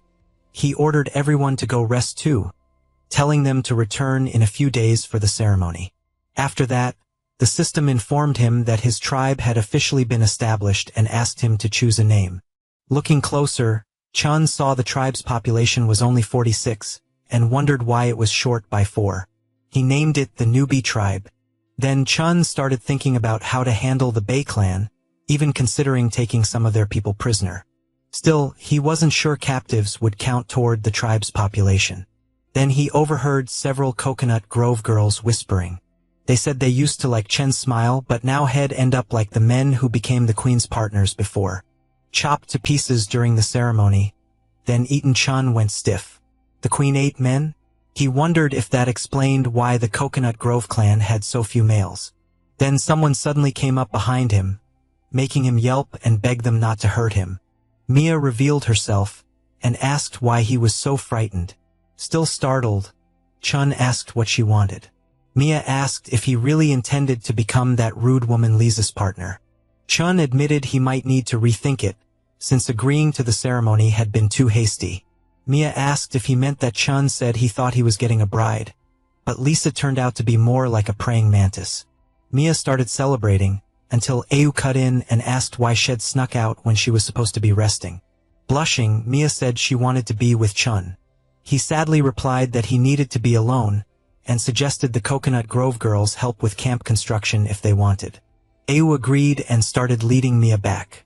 Even so, Mia kept telling Chun to think carefully, and choose her instead of Lisa. After that, Chun decided to go talk with Lisa about all this. The next day, Chun woke to find everyone getting along surprisingly well, and even the Coconut Grove clan was helping build houses. He headed for the farming area where the Coconut Grove group's temporary camp was set up. When he arrived, Ayun greeted him and asked if he'd come to see the queen. If so, she said, Lisa was near the river. Ayun then informed Lisa that the king had come, and Lisa told everyone else to leave. Once they were alone, Lisa asked whether something urgent had happened. Chun said no, had only come to check how her wound was healing. Lisa replied she'd be fully recovered in 2 or 3 more days. Then Lisa asked if Chun wanted to get an early start on their romance. Tense, Chun said no, then asked her name. Lisa told him he could call her Lisa, that was the name the former queen had given her. But no one had used it since her exile. Hearing that, Chun grew even more uneasy, thinking it was either obey or be exiled, and she might as well rename the clan the Praying Mantis clan. Chun asked whether the former queen had partners too, and where they had ended up. Lisa answered that all of them had been eaten. In her clan, queens traditionally consumed their partners to gain more power. Chun was even more alarmed, but relaxed a little when Lisa said that was the old queen's custom, and she had no intention of keeping it. Chun felt somewhat relieved and asked if she'd ever eaten anyone. Lisa said she'd only recently become queen and had never had a partner, so she'd never had the chance. Chun then said goodbye and left to prepare for the ceremony. On the way back, he thought that if being eaten wasn't a risk, maybe he should talk with Mia. Suddenly, Lisa added that although she didn't eat people, if someone wronged her later, she would not hesitate to punish them severely. Some time later, Chun walked through their living area, watching everyone work. Then he realized he had only 7 days left to finish the mission, so he decided to capture prisoners first and secure it. Chun told Stonebone he would be away for a while. During that time, Stonebone was to organize everyone's work, and if anything urgent happened, send someone to find Chun at the beach to the south. The scene then shifted to the South Sea beach, where Chun saw something shocking and wondered what had happened. Had the Bei clan been wiped out? Dodo birds wandered freely among the corpses, so Chun realized the area was safe for the moment. He inspected the Bei clan bodies and noted they still had some elasticity, with no smell of decay.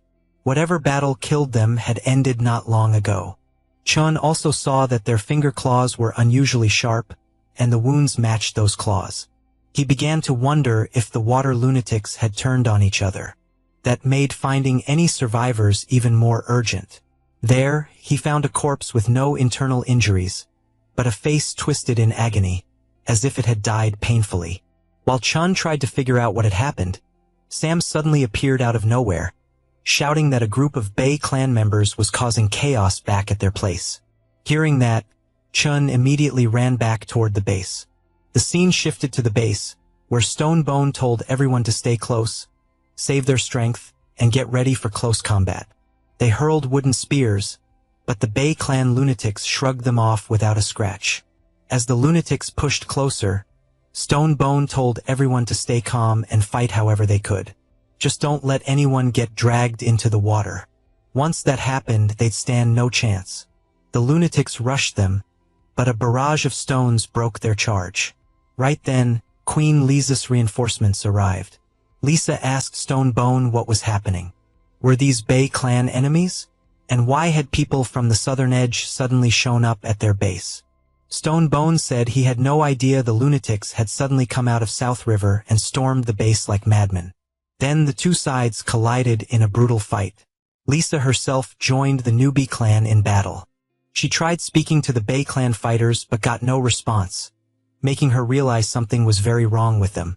While Lisa traded blows with one attacker, a larger lunatic tried to ambush her. Chun stepped in at full force, swinging hard at the brute, yet the lunatic tanked the hit with ease, shocking him. Two Bay Clan members then tried to jump Chun, but Huang Shui and Lan Gu Kue cut in, striking them down and knocking them out. If the Bay Clan wanted their king, they warned, they'd have to get through them first. Chun praised Huang Shui and Lan Gu Kue and told them to handle those smaller freaks. He also asked Lisa to help his people deal with them, because he needed his full attention on the monster in front of him. Lisa agreed and rushed in. Chun told everyone he was relying on them until his own fight was decided. He told the big lunatic he had no idea what had happened to the Bay Clan, but the newbie clan had nothing to do with it. They were probably attacking the wrong target. The brute ignored him and attacked anyway. Chun tensed up, shouting, asking if it had lost the ability to speak. He was also stunned by the lunatic's explosive strength and wondered how, even with power and speed several times beyond a normal person, he was supposed to handle this. Against these lunatics, he felt like a fragile damage dealer. And with his people all around him, he couldn't risk using his axe's hidden skill. Lost in thought, Chun missed the rhythm of the lunatic's assault, and it clamped its teeth onto his hand. Thankfully, he yanked back in time because the Bull King's cloak took the bite. Without that protection, his left hand might have been ripped clean off. The lunatic grew even angrier and charged Chen again at full speed. Chun barely dodged, and the brute tore off his cloak instead. Chun went cold. How had it gotten so fast? If he hadn't slipped free of the cloak, he'd be dead. Then he noticed the lunatic suddenly stop attacking and wondered why it had frozen. A moment later it backed away. Chun sensed something odd. The big lunatic had only torn off the blood-stained part of his cloak. He also noticed Agun was the only one surrounded by large numbers of Bay Clan members. That was when Chun realized the Bay Clan was tracking targets by the smell of blood. In this twisted state, they were running on pure instinct, and Chun immediately thought of using that against them. Just then, Sam came back and asked Chun what he needed. Chun ordered him to take 2 people and bring 3 cubs from the pigsty. Sam stared at him, confused, reminding him those boars were being saved for later use. Chun snapped at Sam to just do it, silently fuming that the Bay Clan was forcing him to sacrifice 3 valuable boars, and he'd repay that later. He then told Lisa to pull all the wounded out of the fight. Soon Sam returned with the boars. Chun told him to release the cubs toward the river. The instant they were let loose, the frightened boars bolted for the water to find safety. But Huang Shu was waiting with spears and struck the cubs. As soon as they were wounded, all the lunatics of the Bay Clan turned toward them and began ripping them apart. While the lunatics feasted on the cubs, Chun ordered everyone to coat their spearheads with paralysis drug and avoid vital spots. Then, to his surprise, Huang Shu said the Bay Clan lunatics were acting strange again. When Chun looked over, he was stunned to see the lunatics twitching oddly before slowly collapsing to the ground. Chun angrily demanded to know if Sam had poisoned the cubs, but Sam denied it. That only made Chun more alert, and he ordered everyone to keep their distance and stay on guard. He couldn't figure out what was happening to the Bay Clan or why this was occurring. Sometime later, the scene shifted to the farming area, where every Bay Clan member had been locked in cages. Ayun told everyone to stay alert in case any of them moved. When the Bay Clan captives woke up, they immediately started begging for help. Ayun sent a girl to inform King Chin. After a while, Chun arrived and asked what was happening. He found every Bei clan member desperately asking for water. Chun first asked Ayun where Hector, the Bei clan leader, was. She said Hector had been isolated from the others. When Chun reached Hector's cage, Hector too was begging for water. So Chun splashed some from a bottle onto him. Then he asked Hector whether he could understand him, and Hector answered yes. Chun then handed the questioning over to Ayun. Ayun gave Hector water to drink and told him to take as much as he wanted. Hector said his people needed water too and asked Chun to share it with them. Ayun assured him everyone would get some, then asked if he was ready to answer a few questions. Hector tensely demanded why their clan had been attacked just for that. He added that he'd heard the Giant Stone clan were strange, but never imagined they'd be this bizarre. Ayun asked if he was claiming the Giant Stone clan had attacked them. Hector looked shocked and said Tor had never told him Chen's clan wasn't the Giant Stone clan. Ayun explained they were the new newbie tribe, and Chun was their king. Hector said he had never heard of any newbie tribe, so the Giant Stone clan must have driven them far away. Ayun told him he was mistaken again. Hector had been captured because he attacked their land, and the newbie clan had never had any dealings with the Giant Stone clan. It was the Bei clan who charged in like rabid beasts. Hector refused to believe it, saying he remembered nothing Ayun was describing. So Ayun asked him to tell them whatever he did remember. Hector said his clan had been living around the South Fish, passing the time with their usual infighting and games. Then suddenly one of the children ran to him crying that someone had taken his dodo bird. Hector told the child to be brave and fight for his own things, thinking Scaly and the others had stolen it. But the child said no, it was taken by those weird people. When Hector looked over, he saw men from the Giant Stone clan. Furious. He demanded to know why they were in his territory.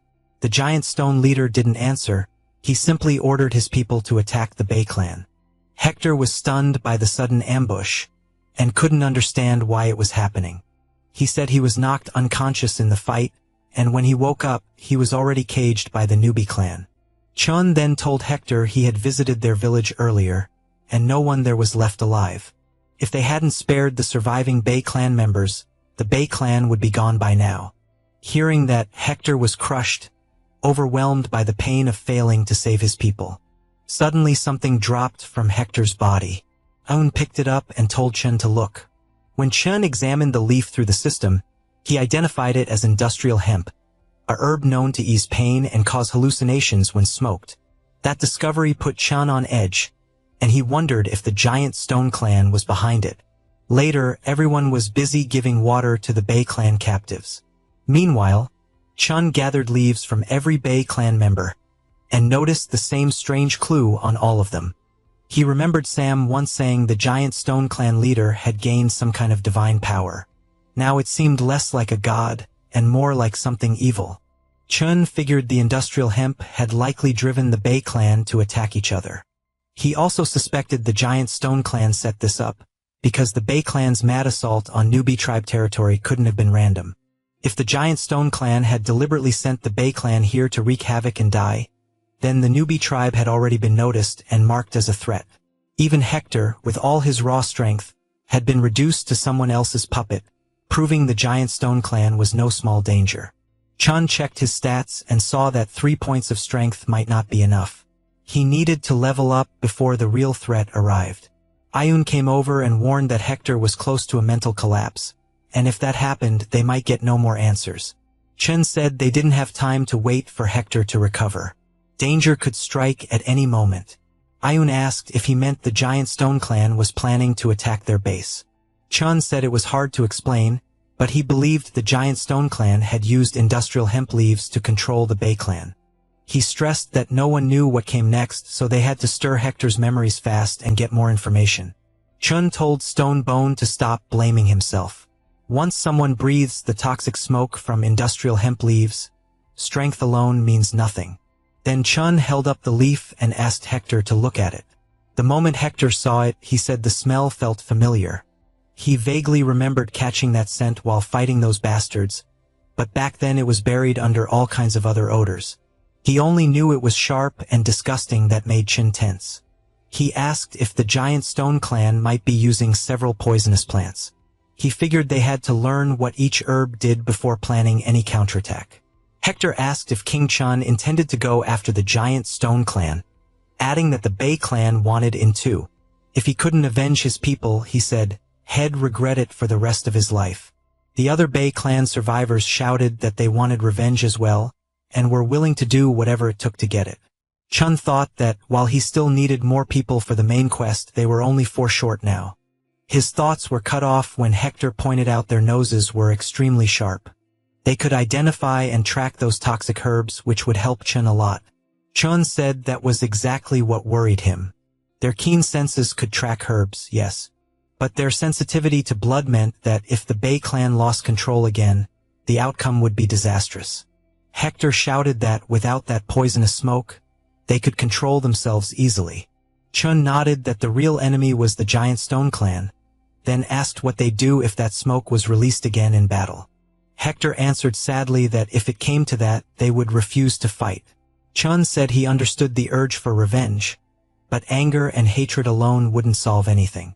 He also warned that Tor might not support whatever plan Hector had in mind. Hector replied that they were the last of the Bei clan. If Chun could help them avenge their people, then their lives were his.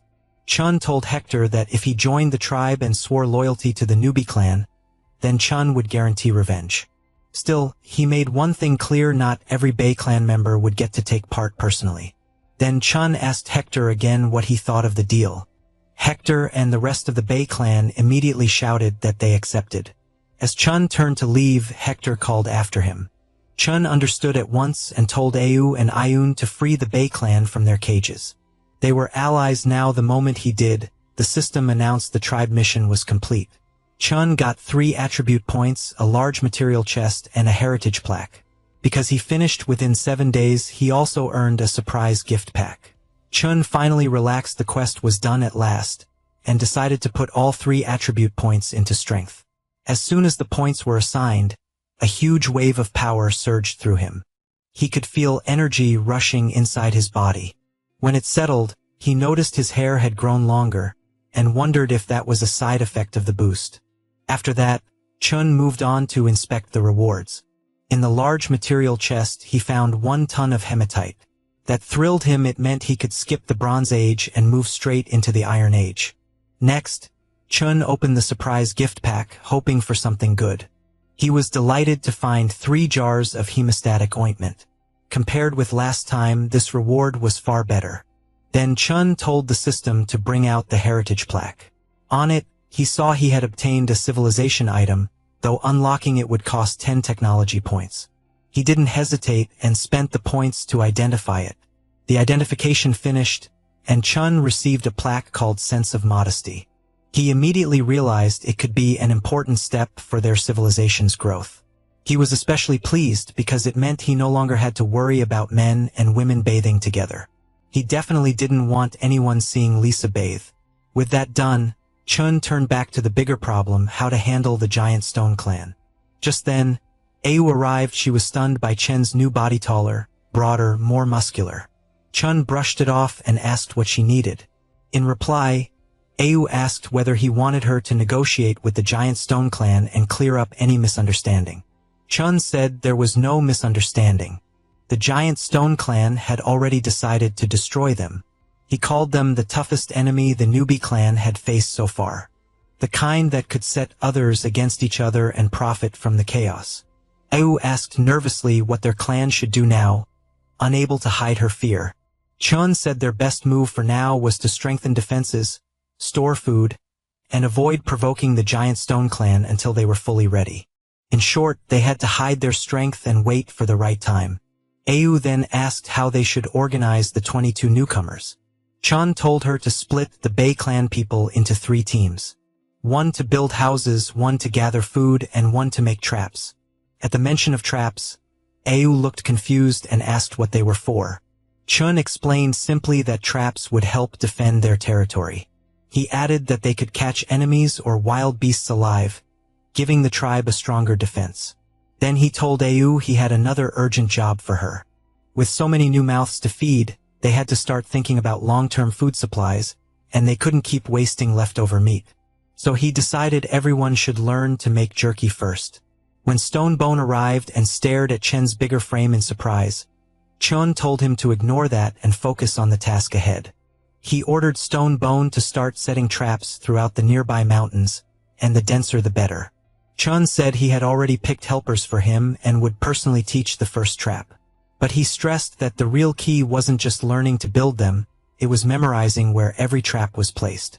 Hearing that, Stone Bone tensed up and admitted the job didn't sound exciting at all. Chun lightly tapped his helmet and said trusting him to remember every trap location proved how important he was. This had to stay absolutely secret, only Chun and Stone Bone would know everything, and no third person could be involved.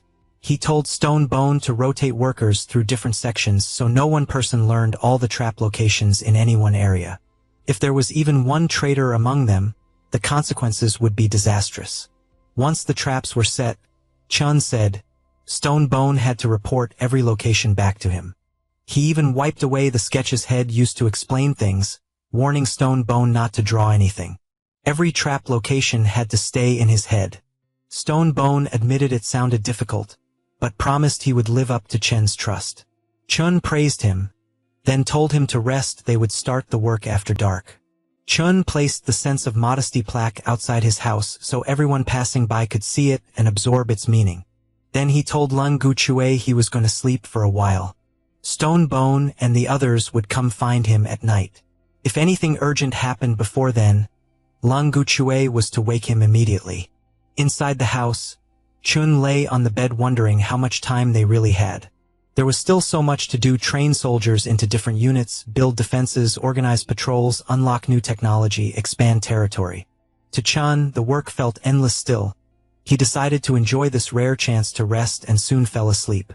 When Chun woke, he found himself in a bar, surrounded by beautiful girls drinking. Chun asked them to introduce themselves. They said they were Xiaoya, Lily, and Tita Dan. Delighted, Chun said Head clearly had too much to drink. But he was happy to be back, no longer stuck in those nerve-wracking days of surviving in the wild.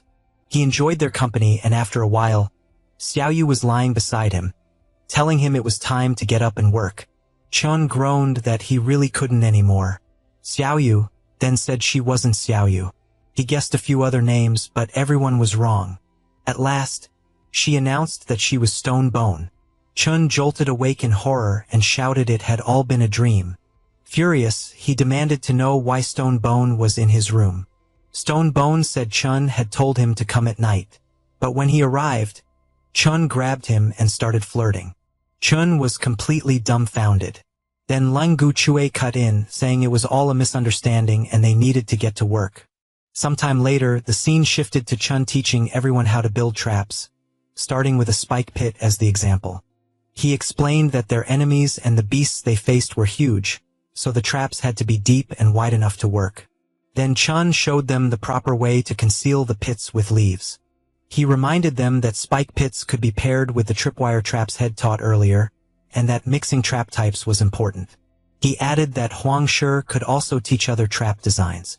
Huang Shi looked confused and said he didn't know any traps at all. Chun asked if he remembered the moving target from spear training. Swap the log for a net and add a trigger and it could become a trap. After that, Chun left the work to Stone Bone and the others and headed back, quietly hoping he could pick up the dream Head just lost. Back in the territory, Chun was surprised to find the place empty. At this hour, someone was usually already up and working. He went to check the houses. But when he tried to step into the girls' place, the women inside immediately yelled for whoever it was to stay out. When Chun asked what happened, their voices turned serious. Some were only half-dressed, so none of them wanted to come outside. That made Chun suspect the heritage plaque's sense of modesty was affecting them. He shut the door and told them they had half a day to make new clothes. If they still weren't out by noon, he warned, Head enforced the rules without mercy. Standing near the plaque, Chun marveled at how strong its effect was. Then Stone Bone came running over, shouting his name. When Chen turned, Stone Bone excitedly said they'd uncovered something while digging traps.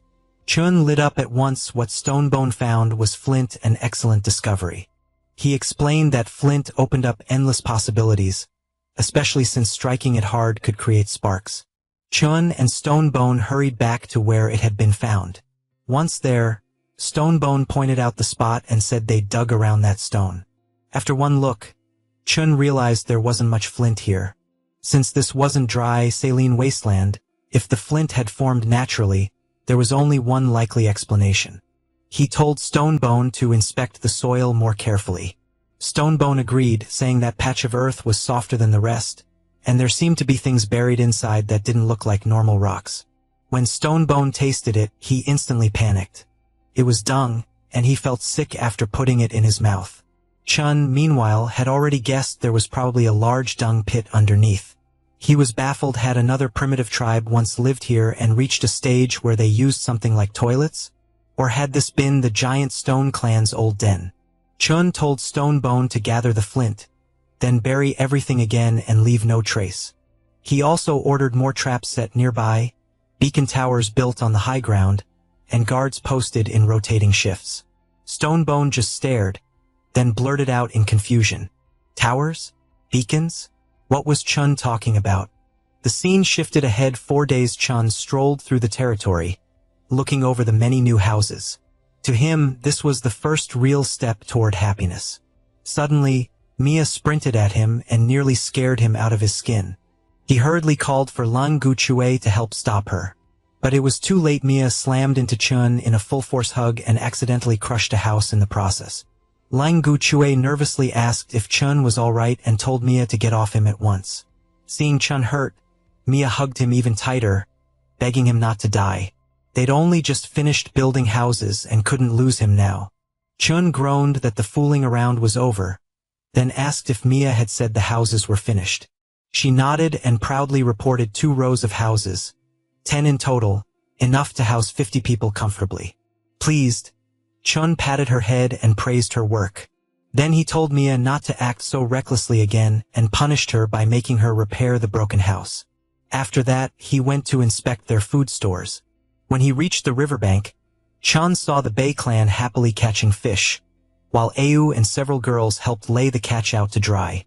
Chun remarked that compared with building houses or digging traps, the Bay clan were far better suited to going into the river and fishing. With their help, the new tribe had clearly gained both more food and more variety. Lang Guchue praised Chun for how much they'd accomplished, saying it had given them such a prosperous life. Chun said maybe so, but he still wondered whether the way he subdued the Coconut Grove clan was truly right, and what tricks he might use next time. Lang Guchue told him not to question himself. Chen's orders were their will, and in his eyes, there was nothing wrong with what they'd done. In this world, he said, only the strong survive.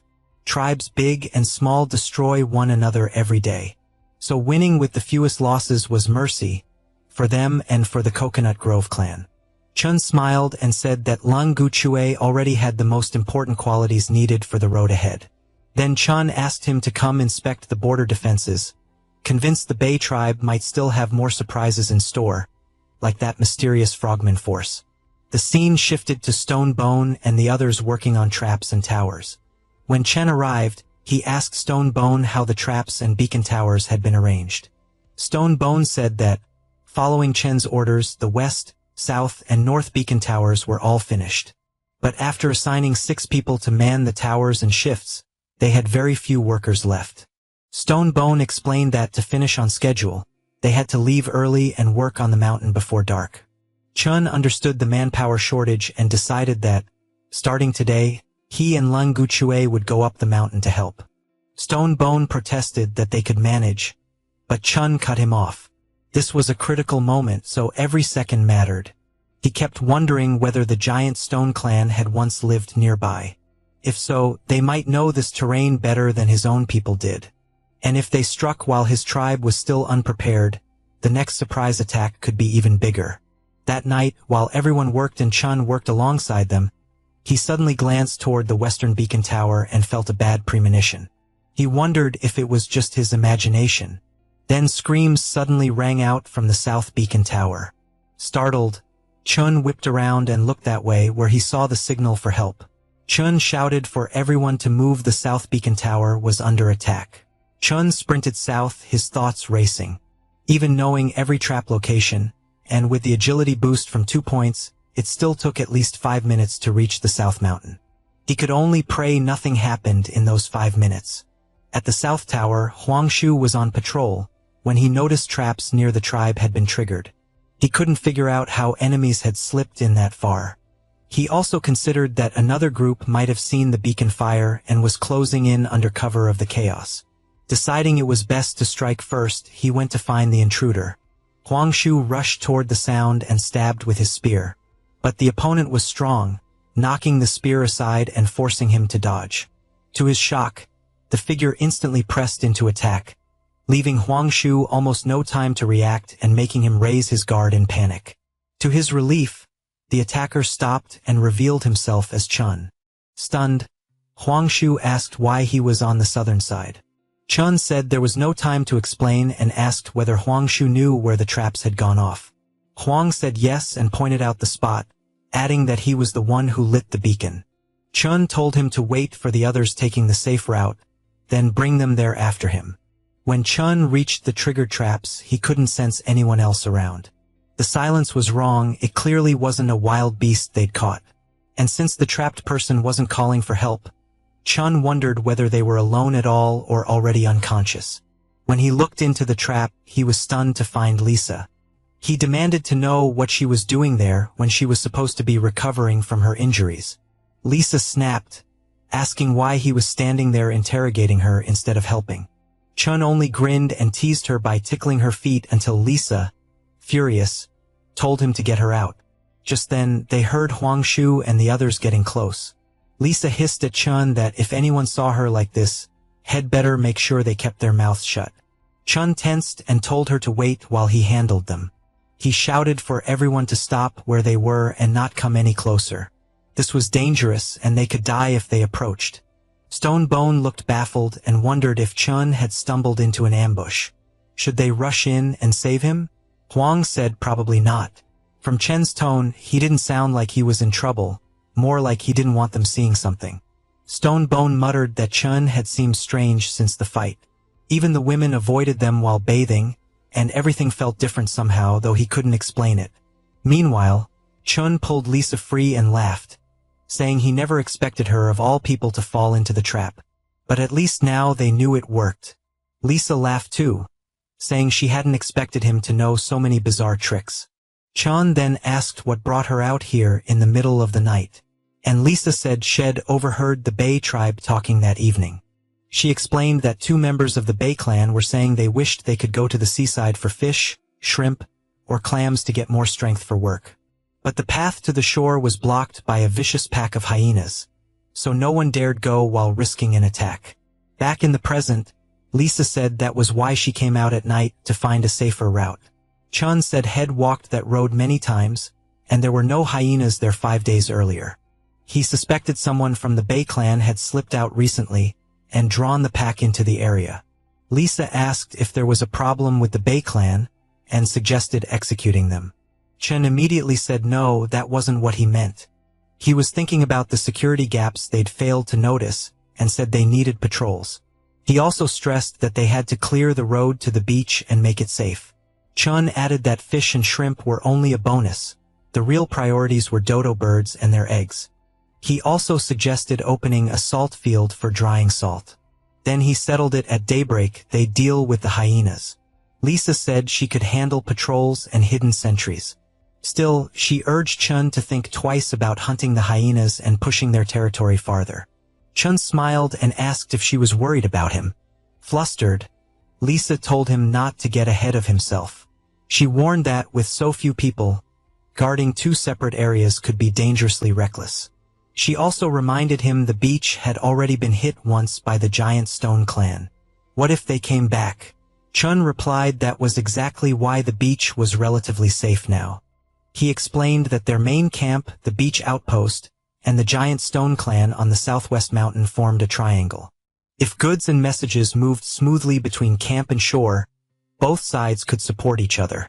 Lisa admitted she didn't really follow his reasoning, but since Head decided, she agreed.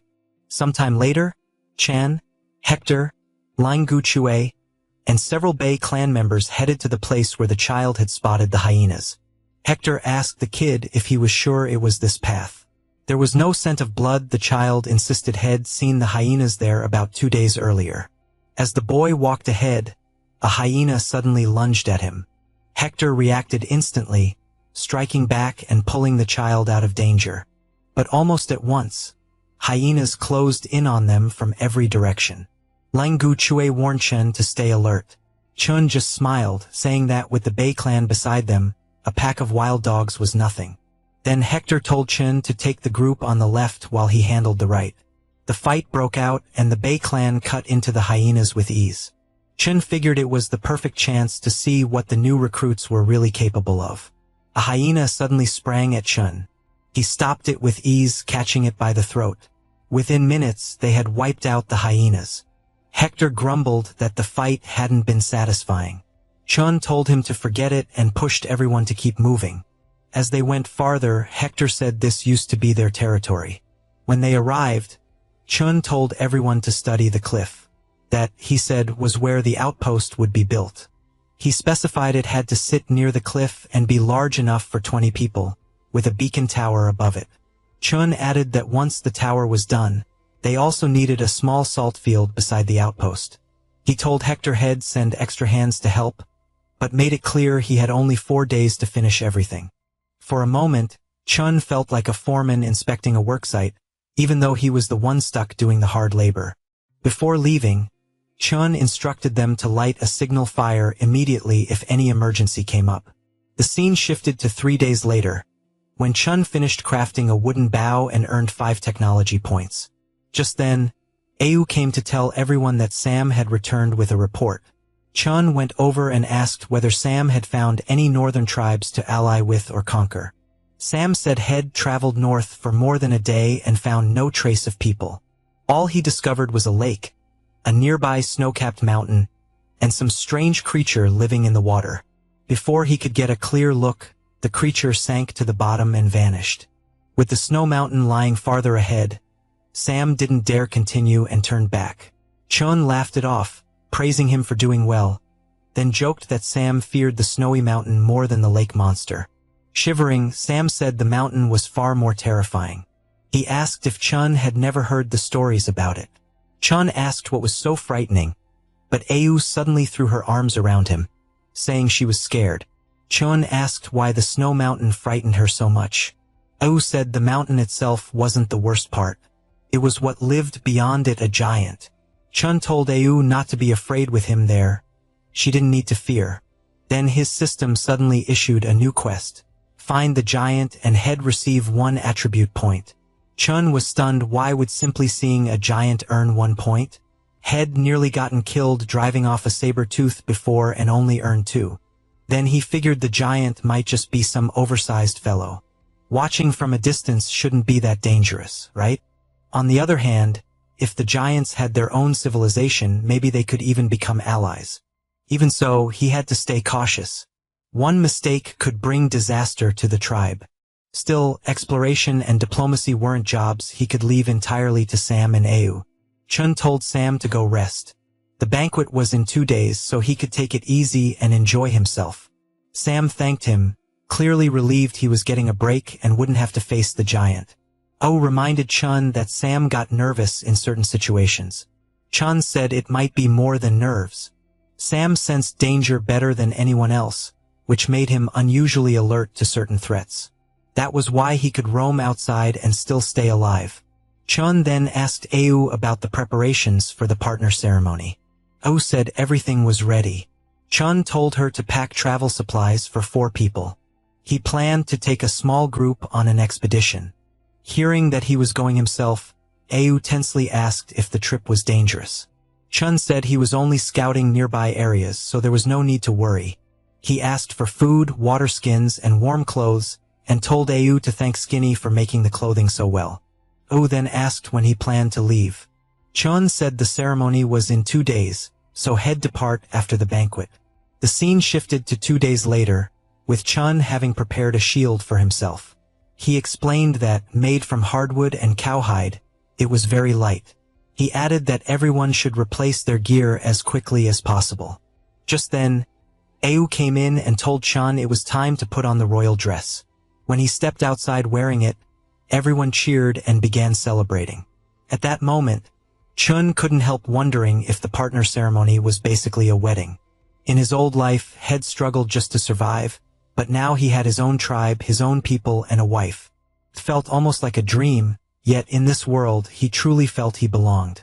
Chun walked up to Lisa and told her that if he was ever gone, the fate of the newbie tribe would be in her hands. Then he announced to the whole tribe that from this moment on, Lisa was the queen of the newbie tribe. The people loudly praised their king and queen, and the mood turned deeply emotional. Even Mia cried, saying she didn't want anyone replacing the king, but the scene was still moving. After the celebration ended and night fell, everyone wished Chin good night, and when Chun felt relieved that the ceremony had passed without anything going wrong. Ayu approached with a smile and told him Queen Lisa was waiting in the palace, he should go to her. At first, Chun blushed at the thought of Lisa waiting for him, but then tensed up, remembering her favorite way of showing affection involved a whip. Even so, he headed for the palace, curious about what might be waiting for him. Working up his nerve, Chun opened the door and told Lisa he was home. But the moment he saw her angry face and felt the heavy tension, Chun went stiff, wondering why it suddenly felt like someone was about to die. Lisa told him she'd give him one chance to explain himself. Nervously, Chun asked what exactly she wanted him to explain. Lisa rose, pulled out the whip, and asked if he was still pretending. Now genuinely scared, Chun begged her to be gentle, it was their wedding night. Privately, he regretted ever upgrading Lisa's whip. Lisa demanded to know why he was in such a hurry to leave her by going on a journey right after the ceremony. Hearing that, Chun relaxed a little and asked her to calm down so he could explain. He laid out his whole plan, and Lisa asked if he meant to persuade the giants to join them against the Giant Stone clan. Chun said he wasn't sure he could win the giants over and wanted to be safe, so the trip's real purpose had to stay secret. He also admitted he didn't understand why Sam and Ayu were so afraid of the giants. Lisa heard that, and asked if it wouldn't be better for her to go with him. Chun refused, saying one of them had to remain with the tribe. And besides, she had something more important to handle. Lisa asked what that was. Chun took out a stone sling and said he'd show her how it worked later. He explained that by the time he returned, he needed her to train a stone sling team. The scene shifted to the next morning, with Chun heading toward the giants' territory alongside Huangshu, Hector, and Tina. He was even singing to himself, but Ayun glared at him furiously. Seeing that, Chun got nervous, and wondered if Ayun was deliberately walking behind him, just waiting for another chance to ambush him. But there was nothing he could do. This had been Lisa's decision. What happened last night was simple. When Chun tried flirting with Lisa, she snapped at him to stop teasing her. Then she asked why, if he needed 3 companions, he hadn't chosen people from the Coconut Grove clan or Bay clan. Chun said he wanted Hector along because he'd seen his fighting skills firsthand. As for the beach outpost, Stonebone would manage it for now. Lisa said she didn't care who else he chose, but insisted that she had to go with him. She said she'd only feel safe if Ayun stayed by his side. Lisa stepped closer and assured Chun she'd already punished Ayun harshly over the last incident, so he had nothing to worry about. Back in the present, Chun was still on edge. Ayun walking behind him kept his anger simmering and his nerves tight. At this point, Chun clung to Huangshu like a lifeline, convinced that if anything happened, only Huangshu could pull him out.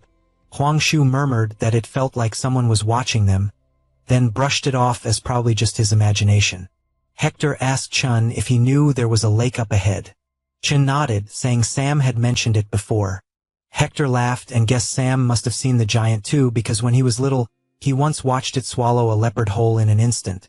He added that he'd been lucky to survive seeing it as a child, and this time he hoped for a real fight with the lake monster. Chun was dumbfounded. How was running into a creature like that considered lucky? He told Hector monsters like a lake beast didn't interest him much. He'd only be excited by something even stronger, like giants. That made Huangshu flinch, and he nervously begged Chun not to wish for that. Chun said he was only joking, then asked if giants really existed. Huangshu began explaining that before they met the king, their tribe had more than 30 members. Then one day, they ran into a giant, and the whole clan was helpless. Everyone scattered in panic. Though he was very young then, Huang Shu said none of the survivors could ever forget that horrifying sight. Now Chun finally understood why Sam and Ayun trembled whenever giants were mentioned. Hector cut in and warned everyone not to eat the nearby fruit. Head tried it as a child and paid for it badly. Chun checked the fruit with his system and confirmed it came from poisonous plants. He figured the unfamiliar plants around them might all be useful, so he told the system to scan and identify them. The results stunned him. Every single plant had strong medicinal value. Chun was amazed. The entire forest was basically packed with medicinal herbs. Then he noticed something oddly familiar, and after checking it, he identified it as a cereal grass. Chun lit up at once, thrilled to have found grain seed, and soon received a side quest. Plant several kinds of grain in large amounts, and successfully grow them within 180 days. Chun immediately thought they might finally be stepping into farming. And once they found clay, they could cook, make medicine, and more. Since the grain wasn't ripe yet, he decided to return later and harvest it then. Just then, Chun sensed something strange. It wasn't Tina's hostility this time. Huang Shu pointed something out, and Chun turned sharply, expecting danger. Instead, he found a leaf with tough fibers, perfect for rope, cloth, or even paper. He praised Huang Shu for spotting something so useful, already imagining better clothes. But Huang Shu clarified that he didn't mean the odd grass. He meant the noise behind the bushes. When Chun looked over, a hyena was stepping out from the brush. He guessed the pack had been tailing them all along, and the eyes they'd sensed earlier were probably these hyenas. Realizing they might be back for revenge, Chun told everyone not to let them go, and urged them to wipe out the threat. The fight began. Hector charged in furious, determined to finish the hyenas this time. But Ayun suddenly got surrounded, with 2 or 3 hyenas lunging at her. Hector rushed over and saved her with ease, telling her not to thank him, it was his job. Then the hyenas started falling back, and Hector laughed that it was a pity they were fleeing. Chun immediately shouted for them not to let the hyenas escape because he was sick of being ambushed again and again. They gave chase, but Chun quickly realized that even with 2 extra agility points, he could barely match their speed. So keeping up was unrealistic. Then an eerie silence hit behind him. When he turned, he froze. Ayun had been seized by some unknown plant monster. Chun wondered what it was, and after checking, learned it was a crimson kingflower, a huge herb that secreted corrosive mucus and actively hunted nearby animals for food. Chun was stunned. It was a man-eating flower. First saber-toothed tigers, then giants, and now this. The primitive age was getting further from anything he understood. Ayun tried to stab it with her bone knife, but the weapon slipped from her hand and dropped into the flower's mouth, where it dissolved at once. The sight left everyone horrified. Chun yelled, demanding to know why Huang Shu and Hector were just standing there, and ordered them to save Tina. Huang Shu shot back that they weren't refusing to help. They'd also been caught by the creature. Chun immediately started hacking at the flower's vines, shouting for Ayun to hang on until he reached her. Ayun cried out, telling Chun to forget her, save Hector and Huang Shu instead, and run. Before he could get there, the man-eating flower swallowed her whole. Rage flooded Chun, but he forced himself to focus on saving Hector and Huang Shu first. Then, to his shock, hyenas attacked from behind as well. Hector helped by hurling something at the hyenas to drive them back, warning Chun not to come closer. It was a trap laid by the hyenas. Huang also shouted for Chun to run, saying he could still escape alone while they stalled the pack as long as they could. Even so, Chun kept struggling against the vines, realizing they weren't especially fast. The hyenas were just exploiting the distraction. Then he noticed they were near a patch of dead trees.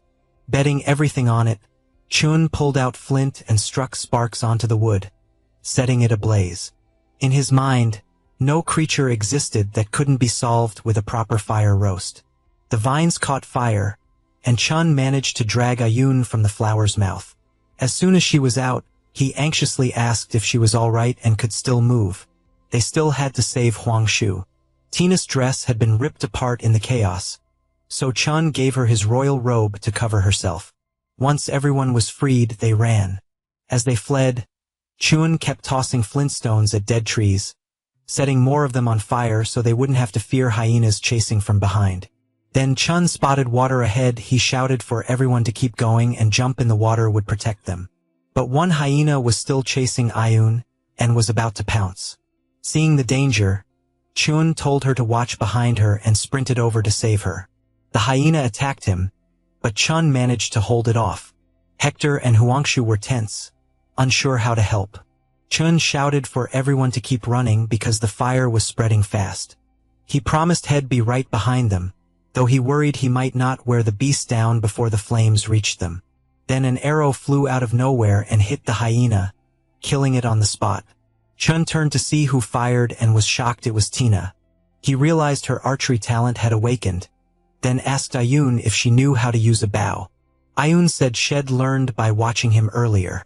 She added that she'd twisted her ankle and had little strength left, so she couldn't escape alone, and they should save themselves. Chun shouted that she was talking nonsense, then hoisted her onto his back and ran. Hector yelled for Chun to hurry, their time was running out. He even asked Huangshu if he wanted to move faster by carrying him with his strength, but Huangshu refused. As Chun kept running, Ayun suddenly said she'd planned to use this chance to accuse him. Had he arranged the bull attack on the Coconut Grove clan? Chun asked why she'd think that, and Ayun replied that she knew he would deny it anyway. She said the bulls that entered their land had already been wounded, yet their weapons couldn't pierce such thick hides, so who hurt them? Chen's people were unusually good at handling bulls, which only deepened her suspicion. But she knew suspicion alone wouldn't persuade the queen, so she chose assassination instead. Ayun pressed her bone knife to Chen's neck and asked if she struck now, he wouldn't be able to stop her, right? Or he could just dump her in the fire and end the problem forever. Chun only told her to hold on tight. They were almost at the edge, and afterward she could do whatever she wanted. Ayun agreed to let it pass for now, but said she'd keep watching him. She warned that if he ever betrayed Lisa or the Coconut Grove clan, she'd kill him. Chun asked if that settled it, then accepted the terms. Ayun grew even more annoyed that Chun stayed so stubborn and still refused to confess. At last, they leaped into the water and escaped the fire. Only then did Chun realize that with two injured companions unable to move well, they'd have to delay the search for the giant. He told everyone to head back to the place with all the plants. They needed more of those herbs. The scene shifted to some time later, when Huangshu was hugely relieved after applying the medicine and feeling the pain fade. Chun told Huangshu and Ayun to rest while he and Hector gathered more herbs. While collecting them, Hector suddenly caught the scent of hyenas and wondered if it had lingered from the earlier fight. Then Chun spotted several baby hyenas ahead and realized the pack hadn't been out for revenge. They'd only been guarding their young and reacting to a threat. Seeing a chance to tame them as hunting dogs, Chun gladly accepted the quest. As they were leaving, a roar suddenly thundered nearby. Ayun asked what that sound was, but Chun recognized it at once and tensed. They couldn't be this unlucky. A bear stepped out from behind the trees and Huangshu cried out in terror that it was a man-eating bear. Chun quickly weighed their options. With two injured people, outrunning it was impossible. So he ordered everyone to circle away and retreat while he kept the bear busy. Hector and Ayun tried to object, but Chun barked at them to follow orders and stop arguing. Chun snapped that they'd only slow him down. They had one shot to live, so they needed to follow his orders. He told Hector to get Ayun and Huangshu out safely. Then Chun charged the bear while the others fled. In an instant, he was standing face to face with the beast. Chun struck first, but the bear countered, flinging him through the air and leaving him lightly hurt. Hector saw it and immediately panicked. He urged Huangshu and Ayun to take the baby hyenas back while he went to help the king. Huangshu shouted for Hector not to interfere. He'd already seen just how terrifying Chen's strength was. To him, even the toughest enemy couldn't beat Chen, and staying would just restrict Chen's movement. So Huangshu insisted they follow Chen's command and leave. Meanwhile, Chun realized that last hit had fully drawn the bear's focus. His plan now was simple: drag the monster away, then escape. He taunted the bear into chasing him, and once it lunged after him, Chun sprinted the opposite way from the others to keep them safe. After opening some distance, he figured Hector and the rest were far enough away. So he prepared to shake off the bear and slip away. But then something attacked him from behind. Chun narrowly dodged and wondered what was coming at him now. For a second he thought it might be some giant rat monster. Instead, to his shock, it was the same saber-toothed tiger Head battled when he first entered this world. Even the tiger seemed startled to see Chun again. But the reunion ended fast when the bear caught up. Now Chun was in real danger. He knew he couldn't handle both their power and speed at once. So he considered using Pangus power. But he also knew the cost. He'd be weakened for a long time and might even black out for days. Worse, even if he survived the tiger and bear, the giant stone clan could strike while he was helpless and finish him off.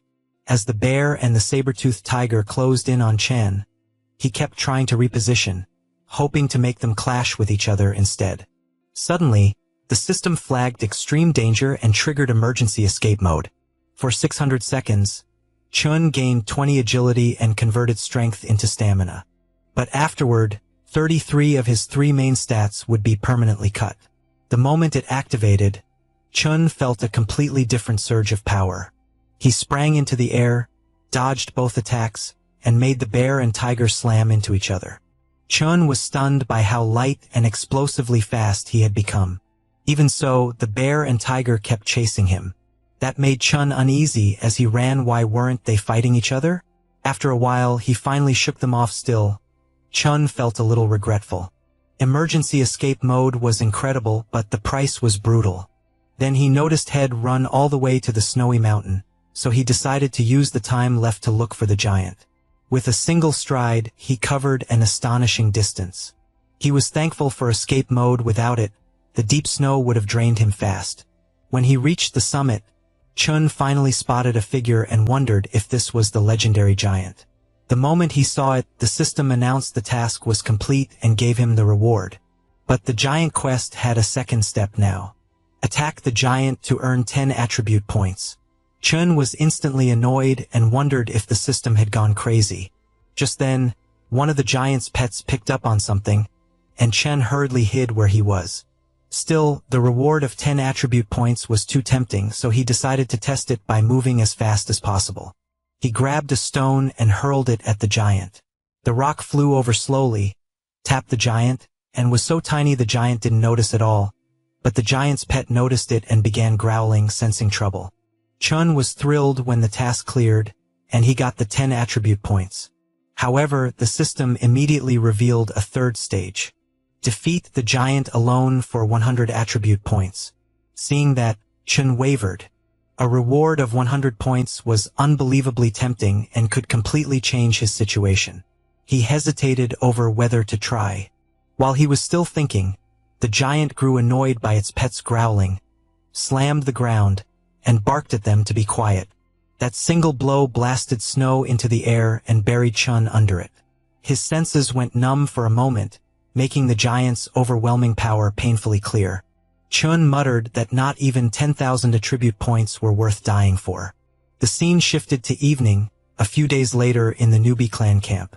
Lisa asked the Coconut Grove girls what they'd found on night patrol, and they apologized. They hadn't found anyone. Lisa ordered them to widen the patrol range and keep searching. Ayun grimly said they should prepare for the worst, fearing Chun was dead. Lisa immediately shut her down in anger, reminding her that Chun had risked his life to save all of them. Then a boy from the Bay clan came running in, shouting that their king had returned. As soon as Chun entered the territory, everyone rushed over, worried about his condition. Mia stepped up and noticed Aegon was with him. She asked why Aegon hadn't lit the beacon sooner so they could have rescued Chen. But Aegon said King Chun had ordered him not to make a big deal of his return. Right then, Lisa arrived and yelled for everyone to stop crowding him and let Chin go rest. She grabbed Chin, sent everyone back to their posts, and declared that she'd look after him for now. She also warned that if anyone leaked the news, they'd face harsh consequences. That scared everyone into agreeing. Inside the house, Chun said he was relieved Sam and the others had returned safely, and admitted he hadn't expected them to bring hyena cubs back too. He asked Lisa to let Sam raise them, since Sam might need extra help when going out alone later. Lisa snapped that Chun should worry about himself first, and no matter how capable he was, he still had to take care of his body. Chun said the injuries weren't serious, he was just worn out and would recover after sleep, though he still wanted to handle tribe business. Lisa pressed a leg onto his stomach and slowly slid it downward. Fine, Shed informed Sam, but reminded him that as king, he didn't need to do everything himself. More than that, she said she didn't want to lose her man. Then Lisa suddenly stepped on his sensitive spot, making Chun stiffen and beg her to move. She finally pulled back and told him to rest. Chun was left stunned, realizing Lisa was getting more and more domineering. After Lisa stepped outside, Lang Guchue asked how Chun was doing. Lisa replied that he was fine, just needing rest, so she wasn't letting anyone disturb him. Later, Chun opened his system screen and happily saw that even after losing 4 attribute points, Head still gained 10 overall to him. The trip had been worth it. But he also realized that high strength with low agility was useless in emergencies. Agility was crucial for survival, so Chun raised agility first. The system showed it had reached 5 points, hitting a threshold. To raise it again now cost double. Chun wondered if pushing agility to 10 with double points would hit another threshold, then double again, then quadruple after that. If so, reaching 22 agility wouldn't be easy at all. That made Chun wonder whether every stat had thresholds. To test it, he decided to push each attribute to its current limit first. When Chun increased his stone attribute, a violent sensation tore through him, like his body was about to burst. His shoes and pants ripped apart as his frame grew larger. He realized only 2 more attributes remained to max at their threshold points. Exhausted, Chun lay on the bed, thinking his next points should also go toward hitting another threshold. Then he fell asleep. Sometime later, everything in the newbie territory was running smoothly. Lisa was teaching everyone how to use slingshots. She even demonstrated hitting 6 targets, grazing 1 and missing 1. Then Chun showed up out of nowhere and praised everyone for doing so well on their first try. Lisa saw him and immediately demanded to know why he was there after she told him to rest. Chun replied that he felt completely fine, but Lisa noticed his new pants, suspected he'd been with another woman, and was ready to punish him. Chun hurriedly explained that his clothes no longer fit because his power had increased, practically begging her to drop it. Lisa then told him the slinger team had been formed, though becoming truly skilled would take time. Chun asked how Huangshu and Ian were doing, and whether their injuries had healed. Lisa said Huangshu refused to stay in bed and act like a burden on the tribe, so he went to the Anwater to Huangshu, so there was nothing to worry about there. She added that Ian worried her more, since Ian's injuries were lighter. Maybe because Lisa had scolded her before, Ian had been in a foul mood. Chun told Lisa that Ian cared deeply for her and silently carried a lot, so Lisa should treat Ian a little better. After that, Chun said he was going back to rest because in a few days he needed to head north to harvest those valuable millet plants. He also planned to keep working on his inventions during that time. The scene shifted again later, with Chun having prepared a number chart from 1 to 9. He planned to teach simple addition and subtraction next. For creating written language and numbers, Chun earned 20 attribute points. Then the system showed his technology points had reached 100, and a new technology shop had opened. It let Chun trade technology points for useful tools and heritage plaques, though exchanged items couldn't be returned. The system then displayed a full catalog of items and resources available for him to buy with those points. Excited by all the options, Chun studied the list and prepared to choose his first item. It really makes you wonder what he'll exchange for first. As for future trouble, whether from the Giant Stone clan or growing tension with Tina, that could add plenty of tension to the story. So let's see how it plays out. Stay tuned for more on the channel. After the tech store appeared, Chun checked the inventory and spent 30 technology points on an iron cauldron. It was a solid bargain. He chose it not just for cooking, but because it was iron. Strap it to his back and it worked as armor. Fasten it to his forearm and it became a shield. But its real value was in a life or death moment, when it could help kill an enemy. Chun was so thrilled with the purchase, he barely noticed the noise it made. Hearing the clatter, Looting worried about his king and went inside. There he found Chun doing a baffling dance around the new object, leaving him utterly confused. Trying to cover himself, Chun claimed he was communicating with gods and spirits. Still, it was time to use the cauldron properly. He dug a pit by hand, leaving space for smoke to vent and firewood to feed the flames. Then all he had to do was set the cauldron over the fire and boil water. To his surprise, the system counted that as progress and rewarded him with 10 more technology points, which was encouraging. Long ago, Chun had learned many things from a professor he admired. He just never imagined he'd actually use that knowledge. Once the water boiled, he added the main ingredients, seafood in this case, and began making fish soup. He stirred everything together well. The system granted another 10 points for creating a new cooking method. So for Chun, today's meal tasted twice as good. Just then, Stonebone walked in with good news. They had finally produced salt by evaporating seawater in the salt field, earning even more points. And with salt now available, the food tasted far better. As a reward, Chun let him taste the experimental soup first before sending him back to work. The points he just spent on the cauldron came back quickly, making it his most profitable exchange in quite a while. After the taste test, Chun told Lu Tang to gather the rest of the tribe and have everyone bring their own bowls. It was the first time they had tasted fish prepared this well, so the new flavors caught them off guard. Luckily, there was plenty, and everyone could even have seconds. Mia was one of them. After 2 bowls, she still wanted more. Oh, worried someone else might go without. But Chun assured her there was enough for everyone. And if not, he could simply cook more. He still needed another batch for the guards and patrol teams anyway. The people at the outpost had to taste it too, so in a few days he planned to bring them fish soup himself. He loved teaching the tribe new things and seeing their happiness. That was why he decided to teach them wooden chopsticks too, so they could eat roast beef like civilized people. Meanwhile, as bowls clattered all around him, Chun opened the technology store again to look for another useful item. He had already saved up 100 technology points, so trading them for something new made sense. He immediately ruled out the math and farming stoves. They weren't needed.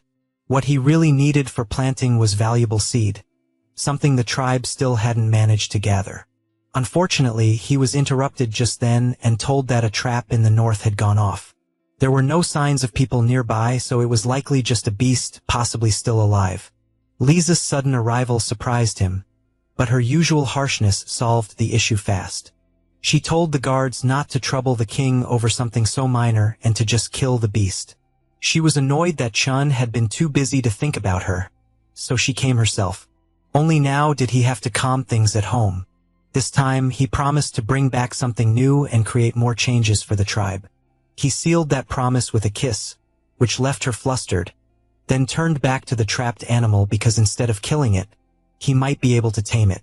So he left the remaining work to Lisa. The nettles Huangshu had brought earlier were already gone, so they needed to collect more. More importantly, they had to find precious millet whose grains could be planted in the fields. As they headed for the traps, Chun kept searching for seeds, but found nothing. At last they arrived, but the area around the trapped beast was strangely quiet. When they peered inside, they were stunned. Not long ago, the animal had been howling desperately for help, but now it only snarled in pain, its leg pierced and throbbing. It was another hyena, drawn there while searching for food. One look made it obvious she resembled a mother pig. Sam, especially sensitive to the smell of milk, instantly recognized that she was nursing. Most likely, this was the mother of the hyena cubs. Feeling responsible for those cubs, Chun climbed down toward her despite the danger of her claws. After wrapping her in rope, they hauled the animal up with ease. Weakened by the wound, the hyena had become almost as docile as a pet dog. Now her care fell to Sam. Chun told him to save the animal and feed her. It didn't sound like an easy job. The hyena cubs they had caught earlier refused every bit of meat he offered, so he had no idea what their mother would eat. Sam kept trying to find the right food, but the cubs only grew thinner and weaker. Just as Chun suspected, raising baby hyenas was far harder than it first seemed. Still, the mother being trapped might end up saving them. As soon as they got back, Chun ordered the adult hyena tied up, fed meat, and brought to the cubs. That should help them, so Sam hurried back to the tribe at once. Chun could only hope the wild beasts would grow used to home and allow themselves to be tamed. After that, Chun sent the warrior to inspect the remaining traps, while he and the others continued farther north. The farther they went, the more wild animals they saw. Luckily his plan worked. They found wild millet that had just ripened. Had he waited only a few more days, they might have lost the crop, so this luck felt like a gift from the gods. And since there was still time before heading back, Chun decided to start gathering medicinal herbs too. It might have been their most productive day in a long while, with resources piling up before nightfall. But at dusk, the larger beasts woke up. The bear's loud cry was familiar to Chen, so he ordered everyone into the bushes. They fell silent at once, trying not to reveal themselves. But the animal moved fast, and within moments was already close. In that kind of danger, they could have dropped the millet and herbs weighing them down, but Chun forbade it. He refused to waste such valuable resources, and told them to wait until the beast passed. No one argued still. Everyone shifted into positions that would let them run instantly if needed. Staying alive mattered most for the tribe. To Chun, the pose looked so ridiculous he nearly laughed. But the bear roaming nearby might still be their old acquaintance. Unfortunately, once the bear's cries faded, the group relaxed too much and started whispering foolish questions, which irritated Chun. To shut them up, he warned he'd throw them straight into the bear's mouth if it came back because of their noise. But his loud threat actually reached the beast, and it started coming toward them again. The bear roared wildly, slamming into tree after tree, unable to stay on its feet and constantly collapsing. It had probably hurt itself badly and couldn't calm down, so Stone Bones suggested catching it for dinner. But they weren't the only ones with that idea. After a stranger's shout rang out, the bear lurched up and fled from the hunters in the opposite direction. This time it was being chased by people from the mountain tribe, the same ones Hector wanted revenge on. Driven by that hatred, he sprang from the bushes and ran after them. That reckless move nearly exposed everyone, but Chun yanked him back into cover. With a loud rustle, they hid again, though the noise caught the attention of a man from the mountain tribe. Fortunately, they ignored the distraction and stayed focused on the prey. Hector, however, couldn't understand Chen's decision. He thought they had the perfect chance for revenge, yet Chun stopped him. But hatred couldn't be allowed to cloud his judgment. The enemy outnumbered them badly, and attacking now would have been reckless. Chen's only advantage was that the enemy stood out in the open while his group remained hidden in shadow. If Hector wanted a fight, he had to wait for the right moment. So for now, he had to obey. Meanwhile, the bear was completely spent and collapsed in the middle of the clearing. One of the men chasing it openly mocked the animal and kept forcing the poor beast back to its feet again and again. But the mountain tribe's leader disapproved of that cruelty. The bear had eaten venison laced with poisonous white flowers, then been wounded in the stomach. After all that, the fact it ran this far was astonishing, so it deserved a proper death. Humiliating it like that was beneath a man, so as punishment the offender was hurled into a tree. The chief then ordered everyone away from the clearing while he prepared to give the bear a quick, though still painful, end. For that, he intended to use an obsidian blade made from natural volcanic glass. That detail about the bait also caught Chen's attention. Very few primitive people would think to poison bait like that, so their intelligence surprised him. But the system opposed killing the bear and ordered Chun to save it. That meant risking a clash with the mountain tribe to rescue the same beast that had just tried to kill him seemed completely ridiculous. Still, the system had already anticipated Chen's outrage. If he rejected this rare mission, it would never return. The system left him no time to weigh it, and Chun accepted despite the danger. Remembering every insult he could think of, Chun cursed the system as he moved toward the target. That fury gave him the push he needed to stop the obsidian blade. The moment Chun appeared, he wrecked the entire spectacle the chief had planned for his warriors. By daring to seize the tribe's prey, Chen's group put themselves at risk and enraged their enemies. For now, Chun chose to trust the system, hoping the bear's gratitude would justify the risk. The instant he accepted, the system issued a side mission. The bear had been poisoned with common dope and stabbed in the stomach. Chun had 10 minutes to stop the bleeding and counter the toxin, or it would die.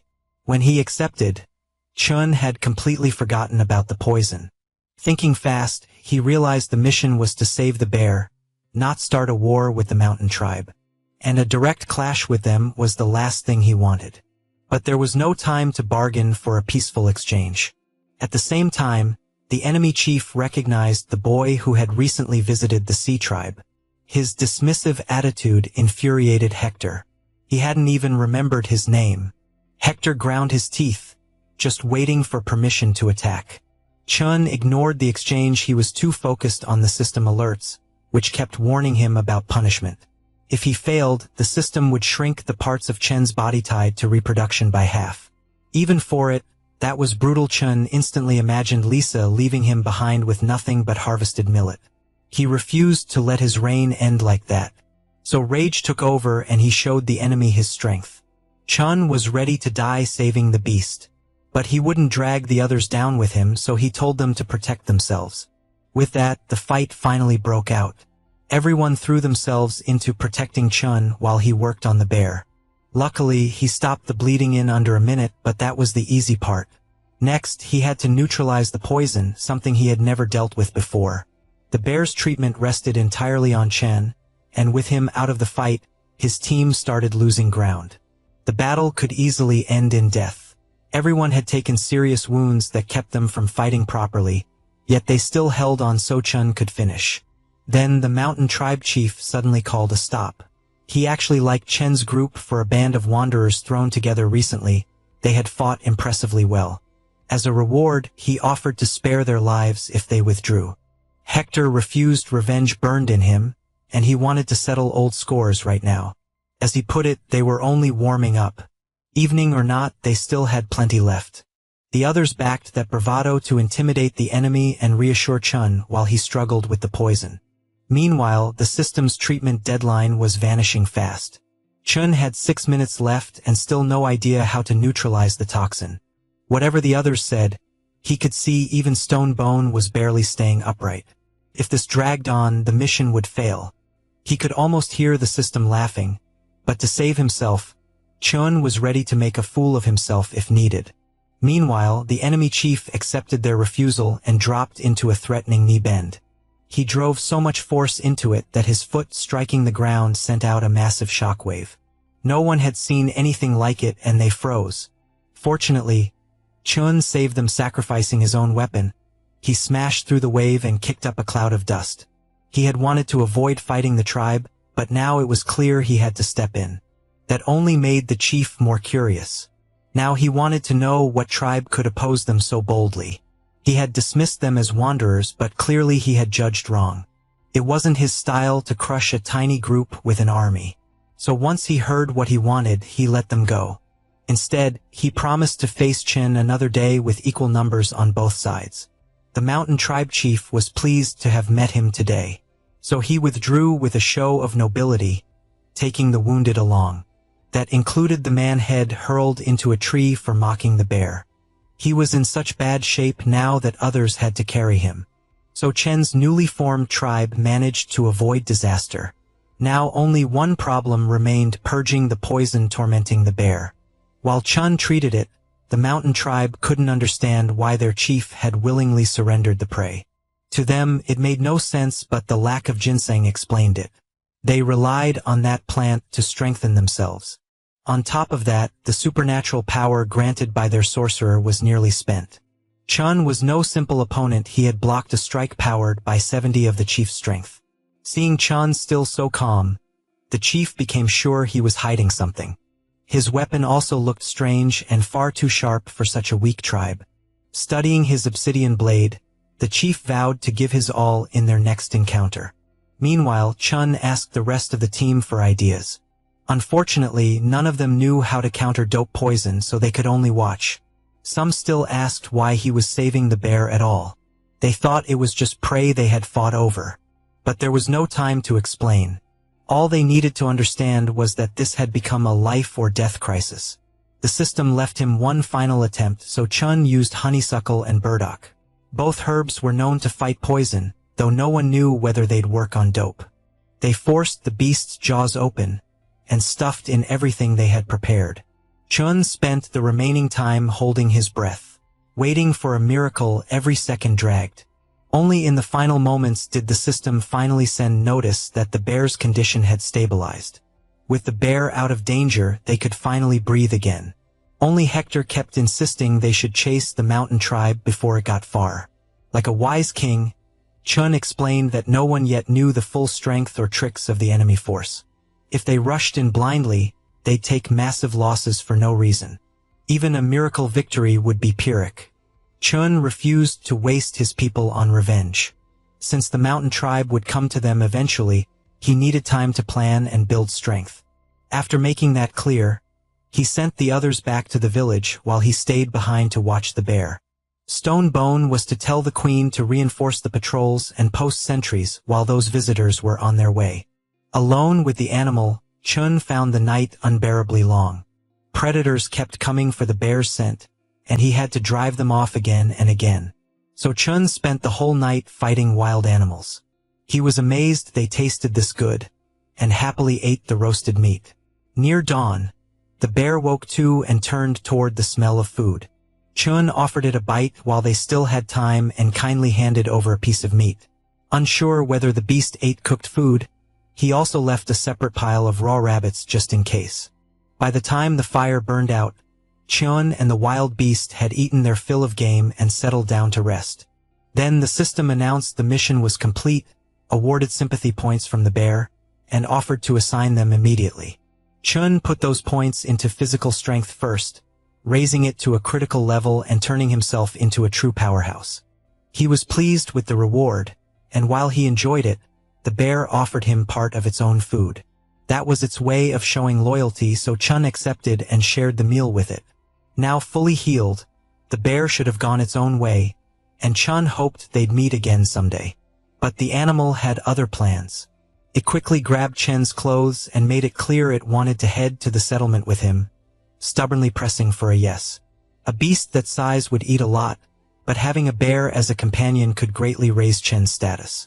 So despite its clumsiness and limited usefulness, Chun took it along. He gave the bear the name Shunda, granting it an official place in the tribe. Grateful, the bear happily leaped at our hero to hug and lick him, then followed along. Now with a powerful helper at his side, Chun could track the mountain tribe and scout their route. Riding atop Shunda, he easily followed the trail the enemy had carelessly left behind.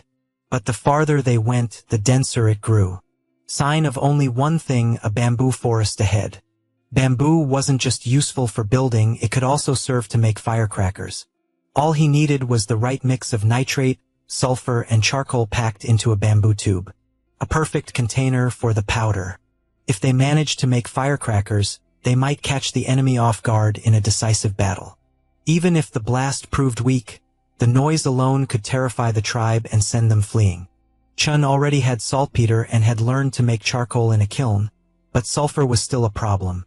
That mineral usually formed only around volcanoes, so he pulled up the system map to narrow the search. Just as he suspected, a volcano sat near the glaciated giant. If he stayed far enough away, he could risk checking the sulfur there. Last time, Chun had only been focused on escaping and ignored the surrounding resources. But with Shunda beside him, this trip would be much easier. After running through the plan again and again, he finally told the bear to head north to see something amazing. They sprinted off at full speed and soon reached the same lake where Hector and Sam had been. Studying the area, Chun told Shunda he had passed this way before. He hadn't had time or interest to explore back then, but now he could make up for it. As they neared the lake carefully, both stayed quiet, waiting for the sea monster they'd heard so much about. But nothing surfaced. Chun was about to move on when Shunda suddenly stiffened and backed away. At the same instant, bubbles burst across the lake, signs of something enormous below. Then a massive head rose up, roaring as the rest of its body followed. It was a true Tyrannosaurus scanning for easy prey. Only a snapped rope trailing from it suggested the beast once belonged to someone. This Trex was the last thing Chun expected to find. He and the bear dropped low in the grass, tense, judging the monster's size. The collar around its neck hinted it might be the giant's pet, escaped while its master slept. If so, Then the creature that scared off the saber-toothed tiger and left huge tracks in the forest was probably another Trex like this one. And if that was true, the mountain giant had been asleep for at least 15 days. Either way, wasting their best chance to get out would be foolish. So the moment the beast turned away, Chun told Sunda to run for the mountain. The bear obeyed, carrying him deeper into the snowy biome. But the snow thickened with every step until they had to stop if anything triggered an avalanche. There'd be no escaping it. Just to be safe, Chun climbed off Sunda, which clearly worried the bear. In truth, he planned to walk behind him and cover him if danger appeared to reassure the bear. Chun told him to stay cautious and watch the surroundings. Bringing Sunda had been a smart move because each sweep of his powerful paws flung snow aside and exposed the ground beneath. Then Chun caught a sharp smell he knew instantly. He started searching for the source. The deeper they dug through the snow, the stronger the burned match stench became. It took a lot of effort, but he finally uncovered a sulfur deposit. Something that could decide the coming battle with the mountain tribe. Chun was thrilled by the discovery because with this much sulfur, they could start making firecrackers tomorrow. After gathering as much as he could, Chun loaded it onto Sunda and headed home. As he passed the first houses of the settlement, Sam rushed over, genuinely glad to see him. What no one expected, though, was the bear at his side. To stop any panic, Chun introduced Sunda and told everyone not to hurt him. At first, the tribe struggled to accept a wild beast among them, but before long, everyone wanted a turn riding it. Chun could have allowed it if the bear agreed, but he refused to let Sunda be bullied and promised to find another beast instead.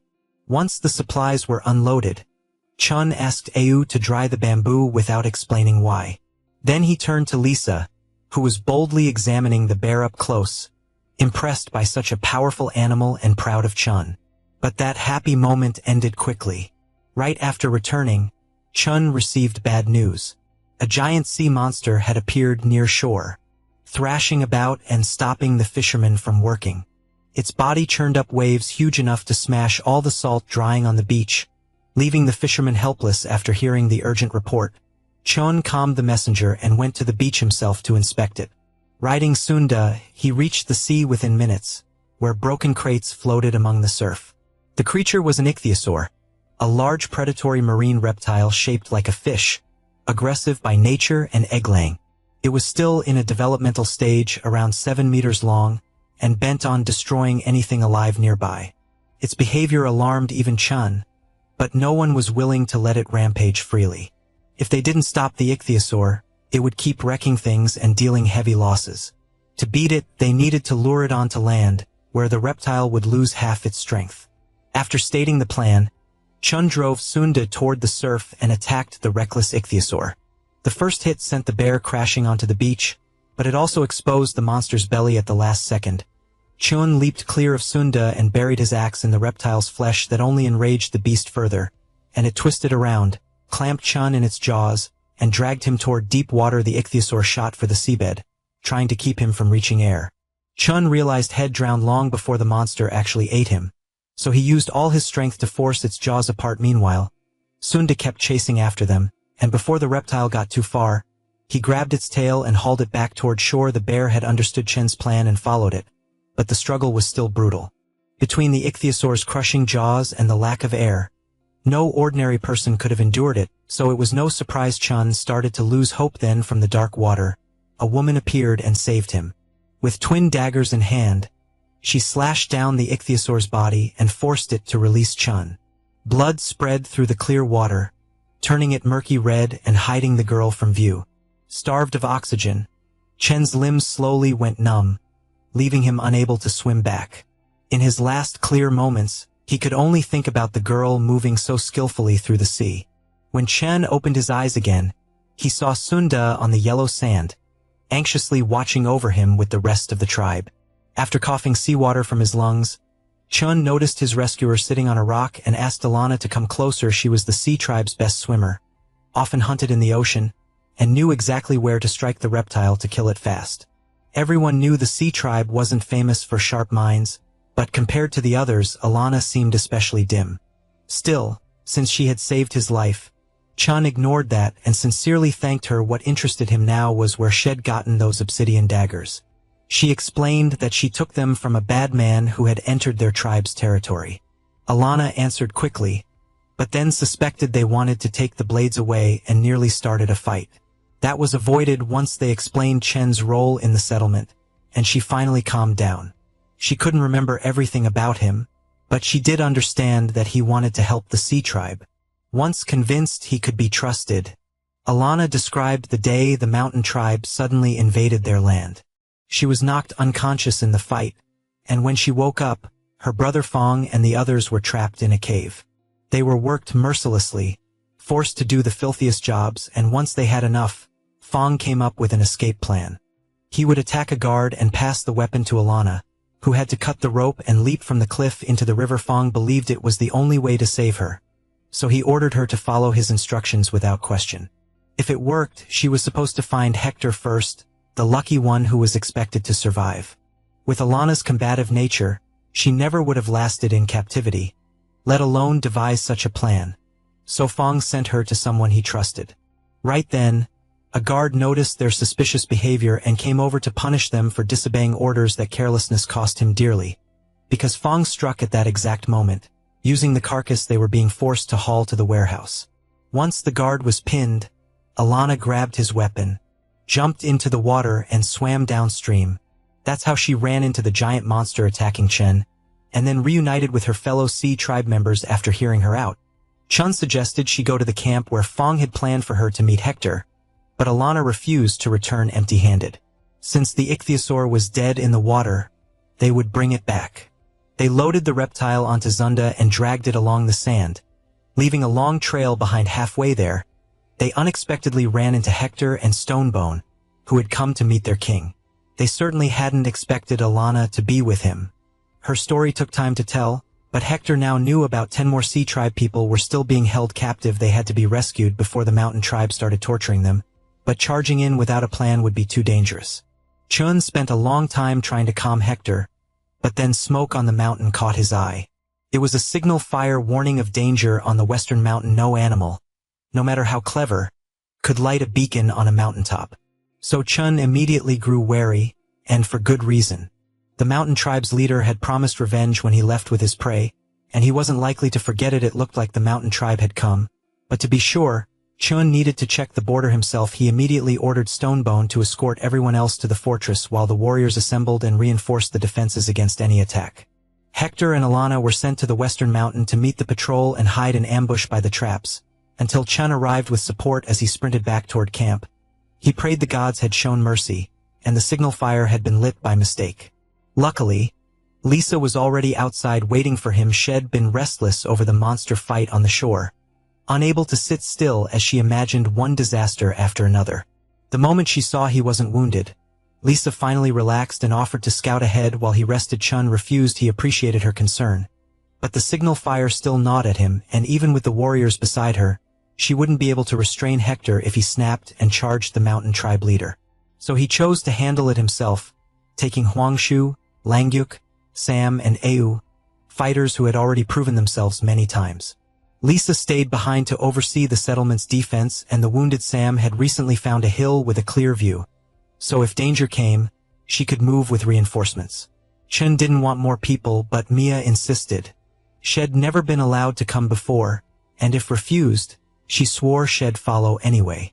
Once his orders were settled, Chun placed Lu Tang in charge of guarding the queen and headed west at once. By the time they reached the others, dusk was settling in, something that could work in Chen's favor. In that dim light, traps were far harder to spot, and so were the hidden positions of each warrior, but the Mountain Tribe had anticipated that. They advanced slowly with torches, making no effort to conceal themselves. As if he sensed the danger, their leader halted the tribe right before the killing zone. He seemed to know Chun was already there at the border, waiting for them, so he called for him to step out and fight fairly. No one understood how he was so certain Chun was present, yet no one broke cover. Then the leader calmly revealed how he tracked people. The area was unnaturally silent. No birds, no beetles, no frogs. Only a large group lingering nearby could scare the animals from their hiding places and expose an ambush. Even then, Chen's side stayed hidden, forcing the leader to switch from taunts to threats. The chief disliked using Qishan Zhao's power, But he hated this game of hide-and-seek even more. That was enough. Chen finally stepped from cover, ready to face the enemy heathen. It turned out the mountain tribe was surrounded from every side, putting them at a clear disadvantage. Still, the chief seemed pleased that the numbers on both sides were equal. Raising his obsidian blade, he eagerly challenged Chen to a duel, glad that this time he could fight without worrying about appearances or dignity. But just as Chen expected, Hector didn't waste the chance to avenge the sea tribe and lunged the first moment he could. He cared nothing for honor or rules. He struck shamelessly from behind. They were only a few steps from a brutal clash, but the mountain tribe warrior stopped him cold. Muzi threw himself into Hector's path, driving into him with all his strength. Like two stubborn rams, neither gave an inch in raw power, and both carved a trail through the ground behind them. At first, Muzi seemed outmatched. He was slightly smaller, but he made up for it with far greater agility. The chief was delighted, praised him for the save, and told him to enjoy himself with Hector. In the end, Muzi gathered himself and hurled Hector into a rock, sending a tremor rippling across the ground. The force of it startled even Chen. Until then, Hector had never lost to anyone, so Chen was deeply alarmed by what he was seeing. At that same moment, another enemy warrior passed beneath one of the traps, and Au released a huge log hanging from a tree by rope. The strike was powerful enough to flatten an ordinary man, but he shoved the log aside as if it were nothing. That second mountain tribe warrior showed such absurd strength that Chen momentarily forgot the entire trap plan.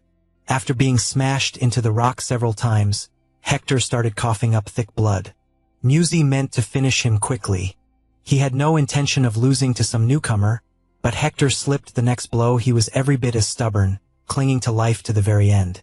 This time, Hector locked onto him with a death grip and dragged him toward the water. There, Hector held a major advantage, and Muzi knew it. He drove his feet hard against the ground, desperate to break free, but only wedged himself in place.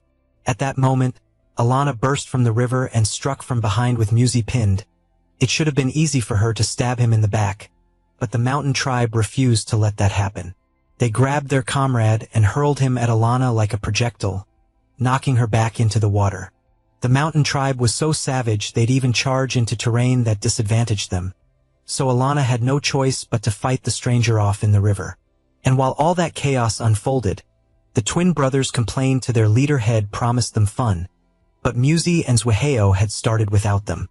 They didn't care who they fought, and the first target they spotted was Chen. Standing there watching his warriors struggle, the twins instantly rushed in his direction, eager to finish him as fast as possible, but Huangshi and Longu Cui intercepted them.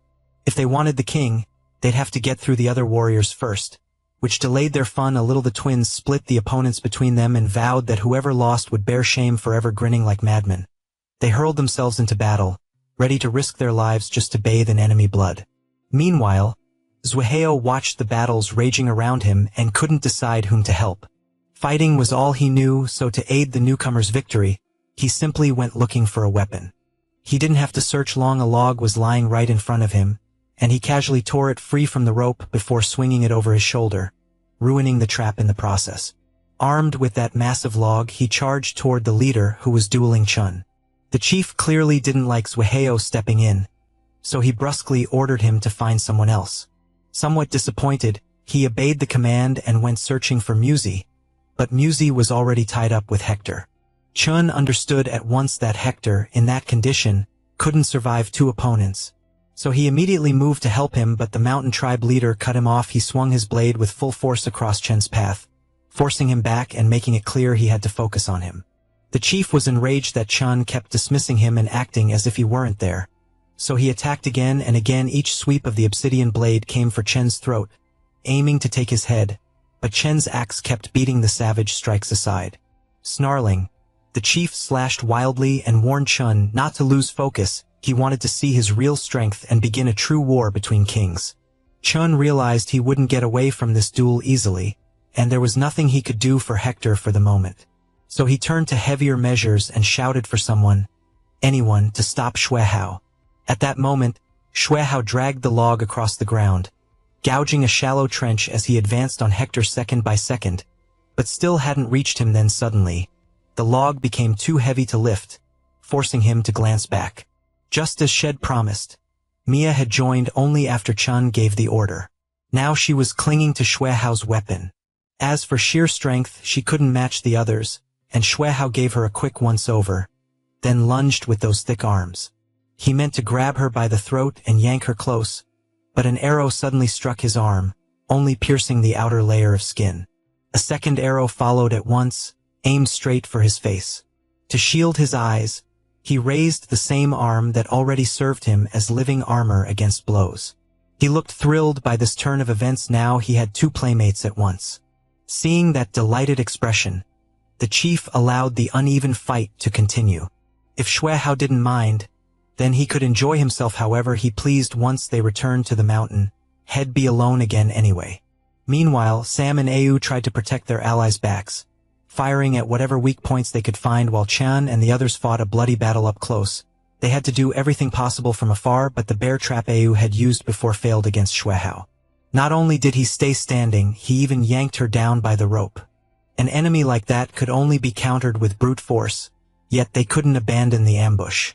All they could do was stall him while Sam ran back to camp for reinforcements. And as Au tried to turn the battle with whatever she had on hand, Hector kept pressing Musi. Musi fought to break free, hammering Hector's back with his fists, but it did nothing. Every blow forced a deep, bass-like burst of air from Hector's lungs. Unfortunately, the strikes were so heavy that blood started pouring from Hector's mouth. Yet he still refused to stop and kept forcing Musi toward the water. Trying to end it quickly, Hector gathered all his strength and lifted Musi off the ground. He sprinted for the river, eager to see how well the mountain tribe could swim.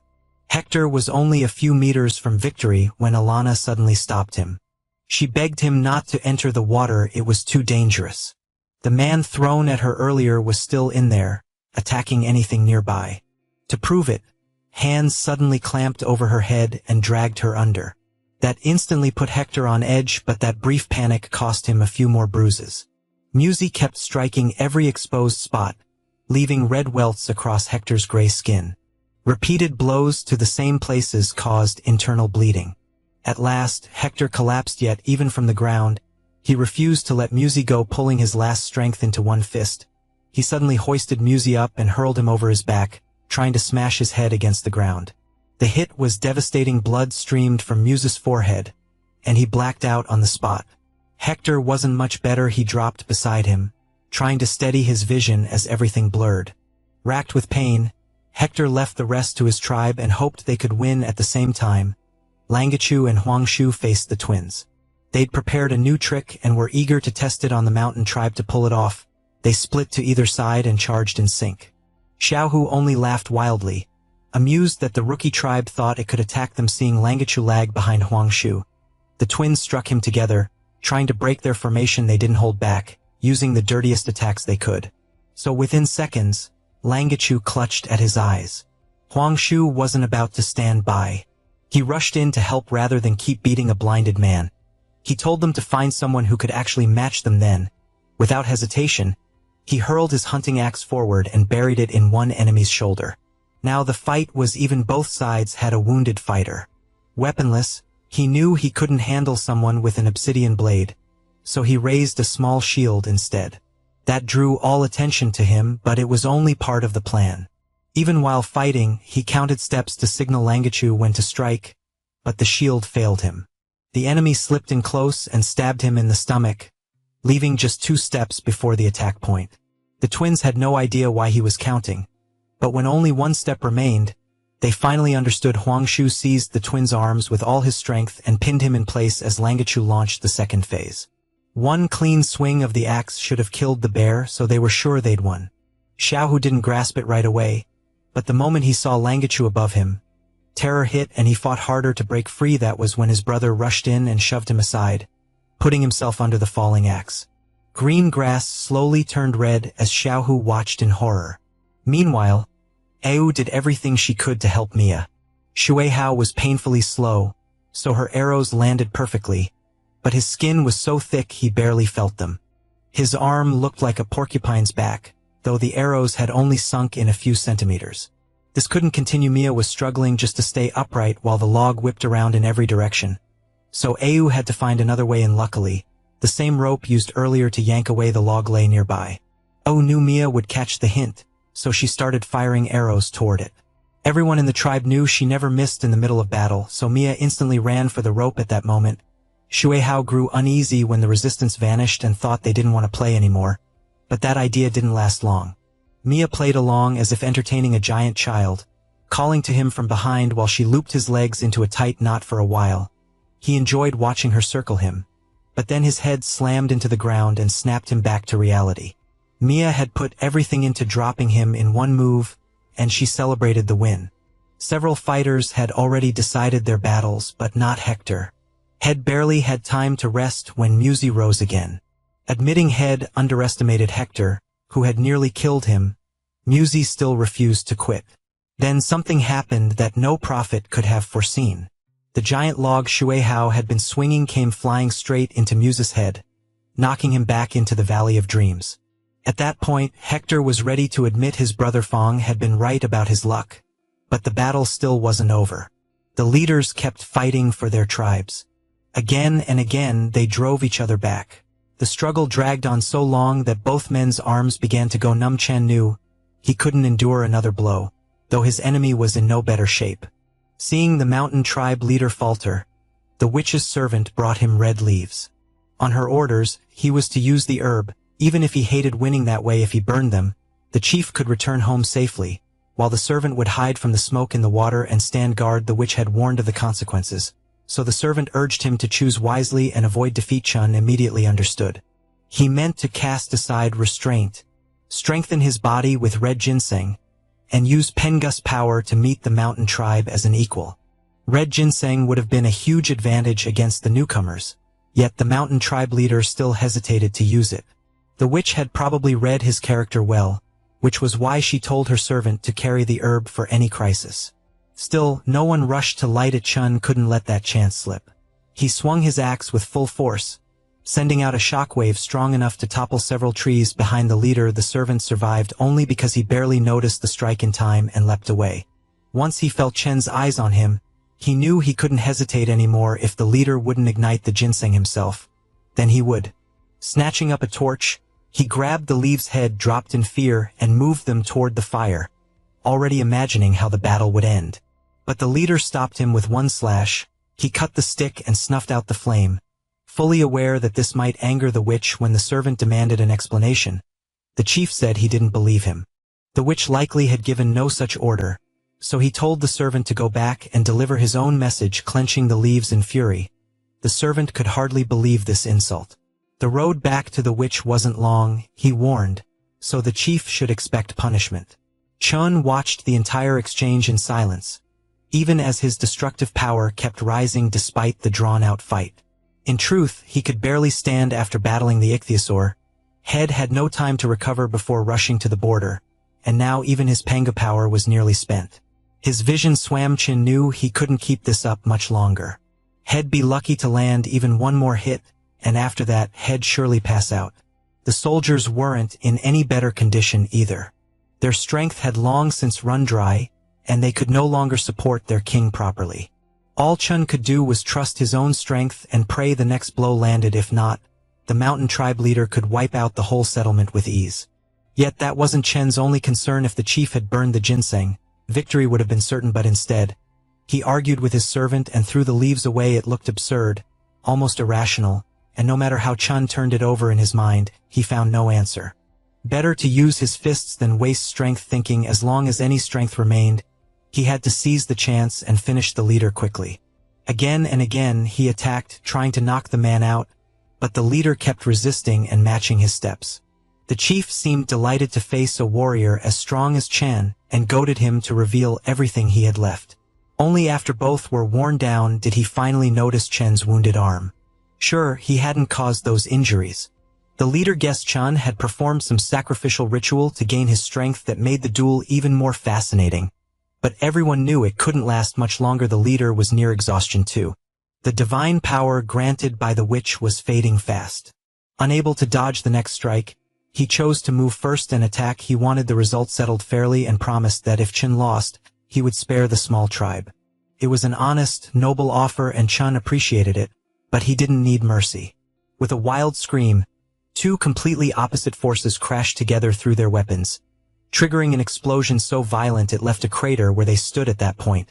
No one could guess how the war would end, so they simply waited for the dust to settle and for some miracle to appear.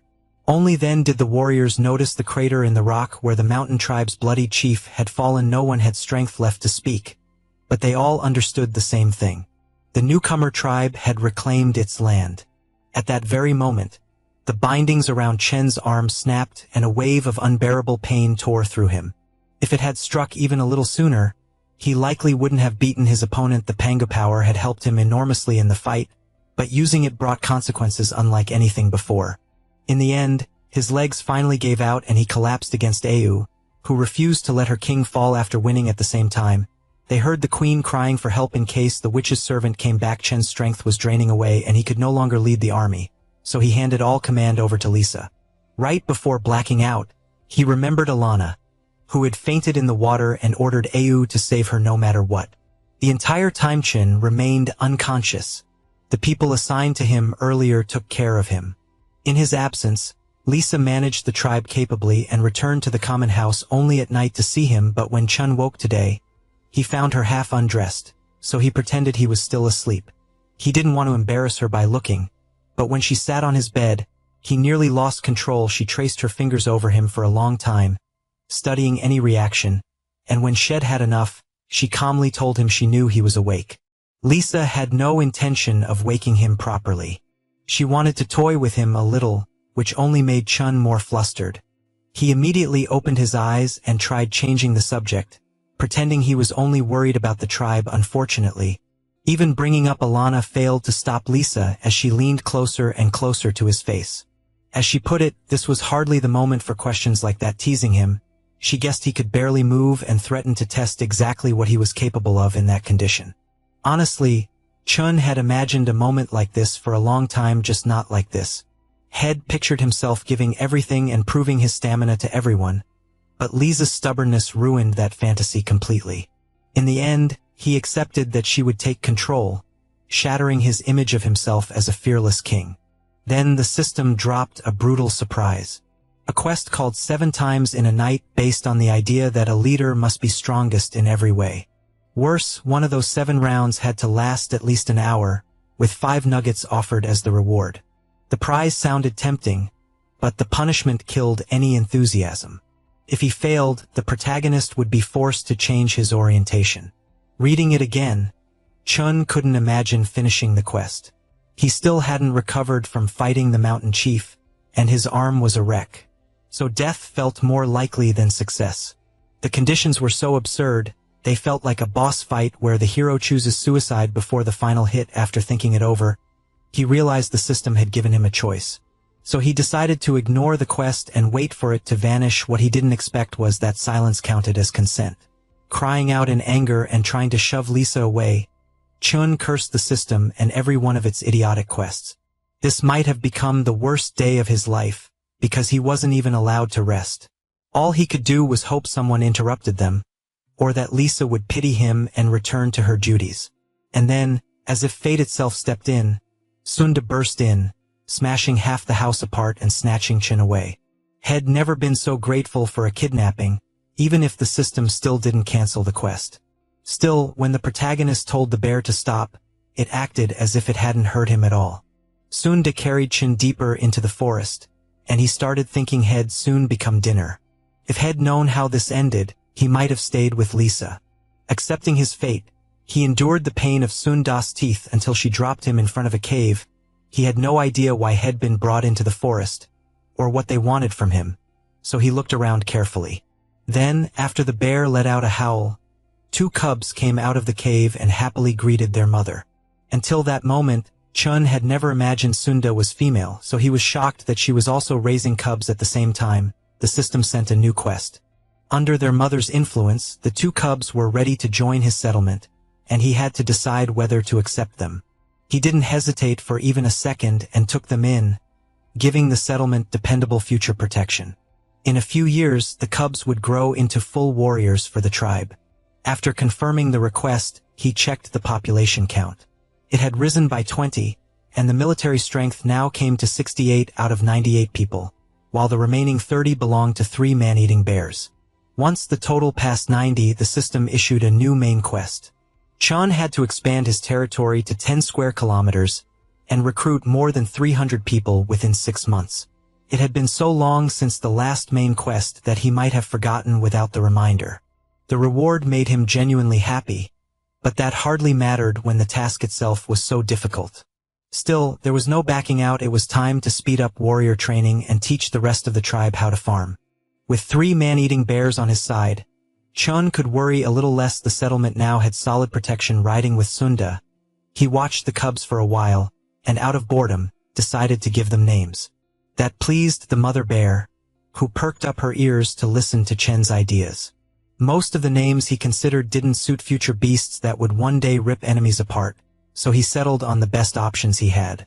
He named the brown cub Sun and the red one Sun-san.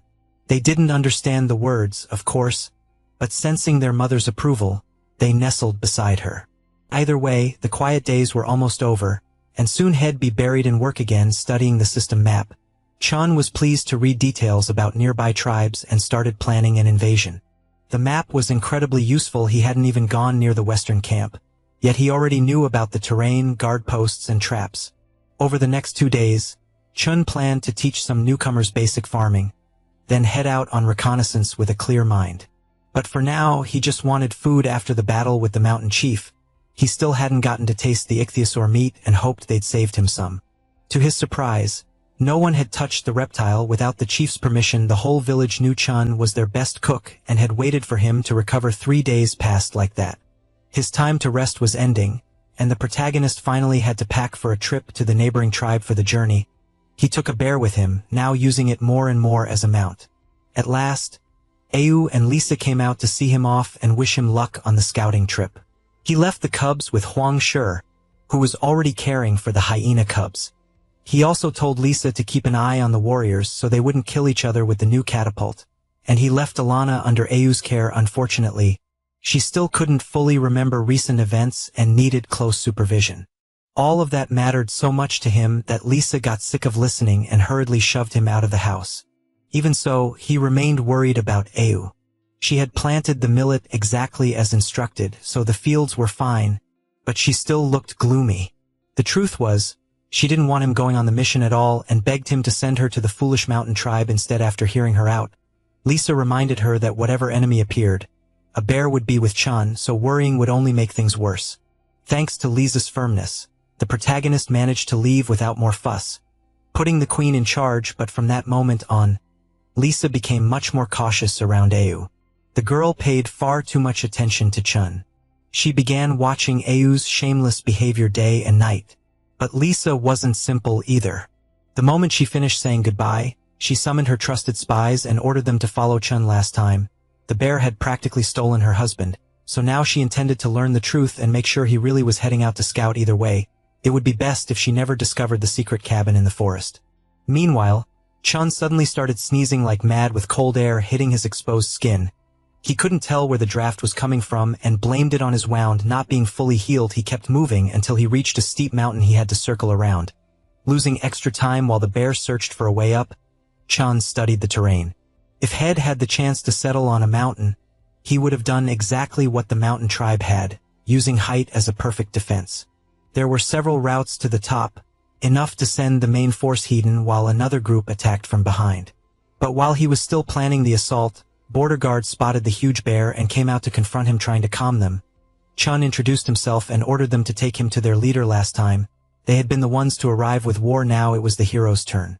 But they refused. They let him go, claiming the leader was too busy to see anyone. Otherwise, they warned they'd attack. So far, Chun had stayed polite, but these savages clearly had no manners at all. Gripping his axe, he weighed whether to strike first. Then the prisoners behind them caught his eye. He clearly remembered hearing that captives wore chains. But these looked different among the strangers. Chun recognized the mountain tribe's former chief and Musi, neither of them carrying loads. The sight baffled him, so he sent Juanda over. The guards parted to either side. Chin couldn't imagine what could reduce a leader to this, but their explanation revealed the tribe's rules.